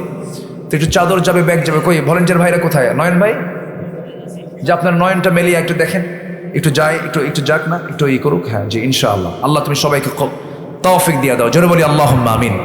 ভাই ভাই ভাই ভাই ভাই, এই যে বসেন। দিয়েন না, তাও যায়েন না, বসেন। এই দেশের মাহফিলগুলোতে যদি শ্রোতা আপনি তাড়াতে চান, কালেকশনের ডাক দিবেন, একটাও থাকবে না। এটা হচ্ছে এই দেশের কালেকশনের একটা ট্র্যাডিশন, মানে এটা একটা ঔষধ নাকি। একটু বসেন। এই যে ভাই বসেন, একটু ব্যাগ দিয়ে দেন। জিকির করি আল্লাহ আল্লাহ আল্লাহ আল্লাহ, লা ইলাহা ইল্লাল্লাহ, লা ইলাহা সুবহানাল্লাহ আলহামদুলিল্লাহ। জি, ব্যাগ যাচ্ছে, কেউ মিস করবেন না। দিবেন আগে নিয়ত করবেন আগে, দিবেন পরে। এই নিয়তে দিচ্ছি। বসায় দেন, একটু বসেন। জিকির করেন সুবহানাল্লাহ আলহামদুলিল্লাহ। জি, চাদরগুলো গেল কোথায়? পিছন দিয়ে আবার দৌড় মারল না তো? জিকির করেন লা ইলাহা। মাইকম্যান কোথায়? মাইকওয়ালা কোথায়? আপনার কার্ড দিবেন আমাকে। মাইক অনেক সুন্দর, একদম সুপার ফার্স্ট ক্লাস মাইক, আলহামদুলিল্লাহ বলেন। মাইক হচ্ছে মাহফিলের হার্ট অফ মাহফিল। মাইক ডেলিভারি অনেক সুন্দর, অনেক সুন্দর, অনেক সুন্দর। কিন্তু নামাজ পড়ছে কিনা আল্লাহ জানে। নামাজ পড়ছে? তাহলে আর সুন্দর খবর না। বেশি ওয়াজ শোনে কারা বলেন তো? ভাই এ দেখেন ফলাফল দেখেন। নামাজ পড়েন না, নামাজ পড়বে না, নামাজ পড়বেন না ইনশাল্লাহ। 5 ওয়াক্ত নামাজ পড়বেন, জোরে বলি ইনশাআল্লাহ। জি, আপনাদের মাইকটা খুবই ভালো, আমাকে আপনাদের নাম্বারটা দিবেন। এই এলাকায় মাহফিল হলে বলে দেব। খুব ভালো মাইক, ভালো হলে আলোচনা করে মজা পাওয়া যায়, বুঝলেন? আর যদি মাইক খারাপ হয় তাহলে মনে করেন যে ব্যাট খুব মানে প্লেয়ার খুব ভালো কিন্তু ফুটবল ফাটা, কাজ হয় না, বুঝলেন? কোনো কাজ হয় না, মানে কোনো উপায় নাই একদম। তো খুব ভালো, আলহামদুলিল্লাহ। আমরা দোয়া করব। ব্যাগ বুক গেছে, ব্যাগে আমরা যে যা পারি দেই। 2টা ঘোষণা আছে। 1 নম্বর ঘোষণা হলো, আপনারা কি সবাই যারা বিয়ে করেছেন, সন্তানের বাপ যারা হয়েছেন, 5 বছর, 6 বছর, 7 বছর, 8 বছর, 9 বছর, এই বয়সের যারা বাপ হয়েছেন, আপনার সন্তানটা হাফেজ হোক, আপনি হাফেজের বাপ হন, এটাকে আপনারা চান? আজ থেকে আপনারা চান? আমি নিজে ব্যক্তিগতভাবে আমি আমার একটা ছেলে সন্তান আল্লাহ পাক আমাকে দিয়েছেন, আমি হাফেজের বাপ হতে পেরেছি। ছেলেটা হাফেজ হয়েছে, খুব কষ্ট কইরা দোয়া করছি, বলছি, পা ধরছি, ওরে হাফেজ হয়েছে। হাফেজ হওয়া কিন্তু সহজ না, খুব কঠিন ব্যাপার। 30 পারা কোরআন সিনার মধ্যে তোলা। তো আমি নিজের উদ্যোগে উত্তরবঙ্গের গেটওয়ে বগুড়া, আমার হোম টাউন, এটা আমার জন্মস্থানও বগুড়া জেলায়। তো বগুড়া জেলার শেরপুর নামক একটা থানা, সেখানে একদম পৌরসভার মধ্যে আমি একটা প্রতিষ্ঠান গড়ে তুলেছি।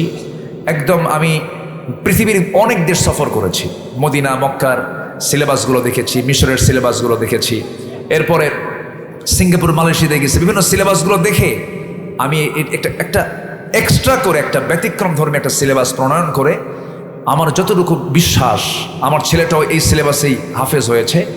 তো আপনাদের সন্তান মাদ্রাসায় পড়বে, ক্লাস 5 শেষ হয়ে যাবে, বাংলা, ইংরেজি, অঙ্ক, বিজ্ঞান সব থাকবে, এর পাশাপাশি সে 30 পারা কোরআন সে মুখস্থ করে ফেলবে।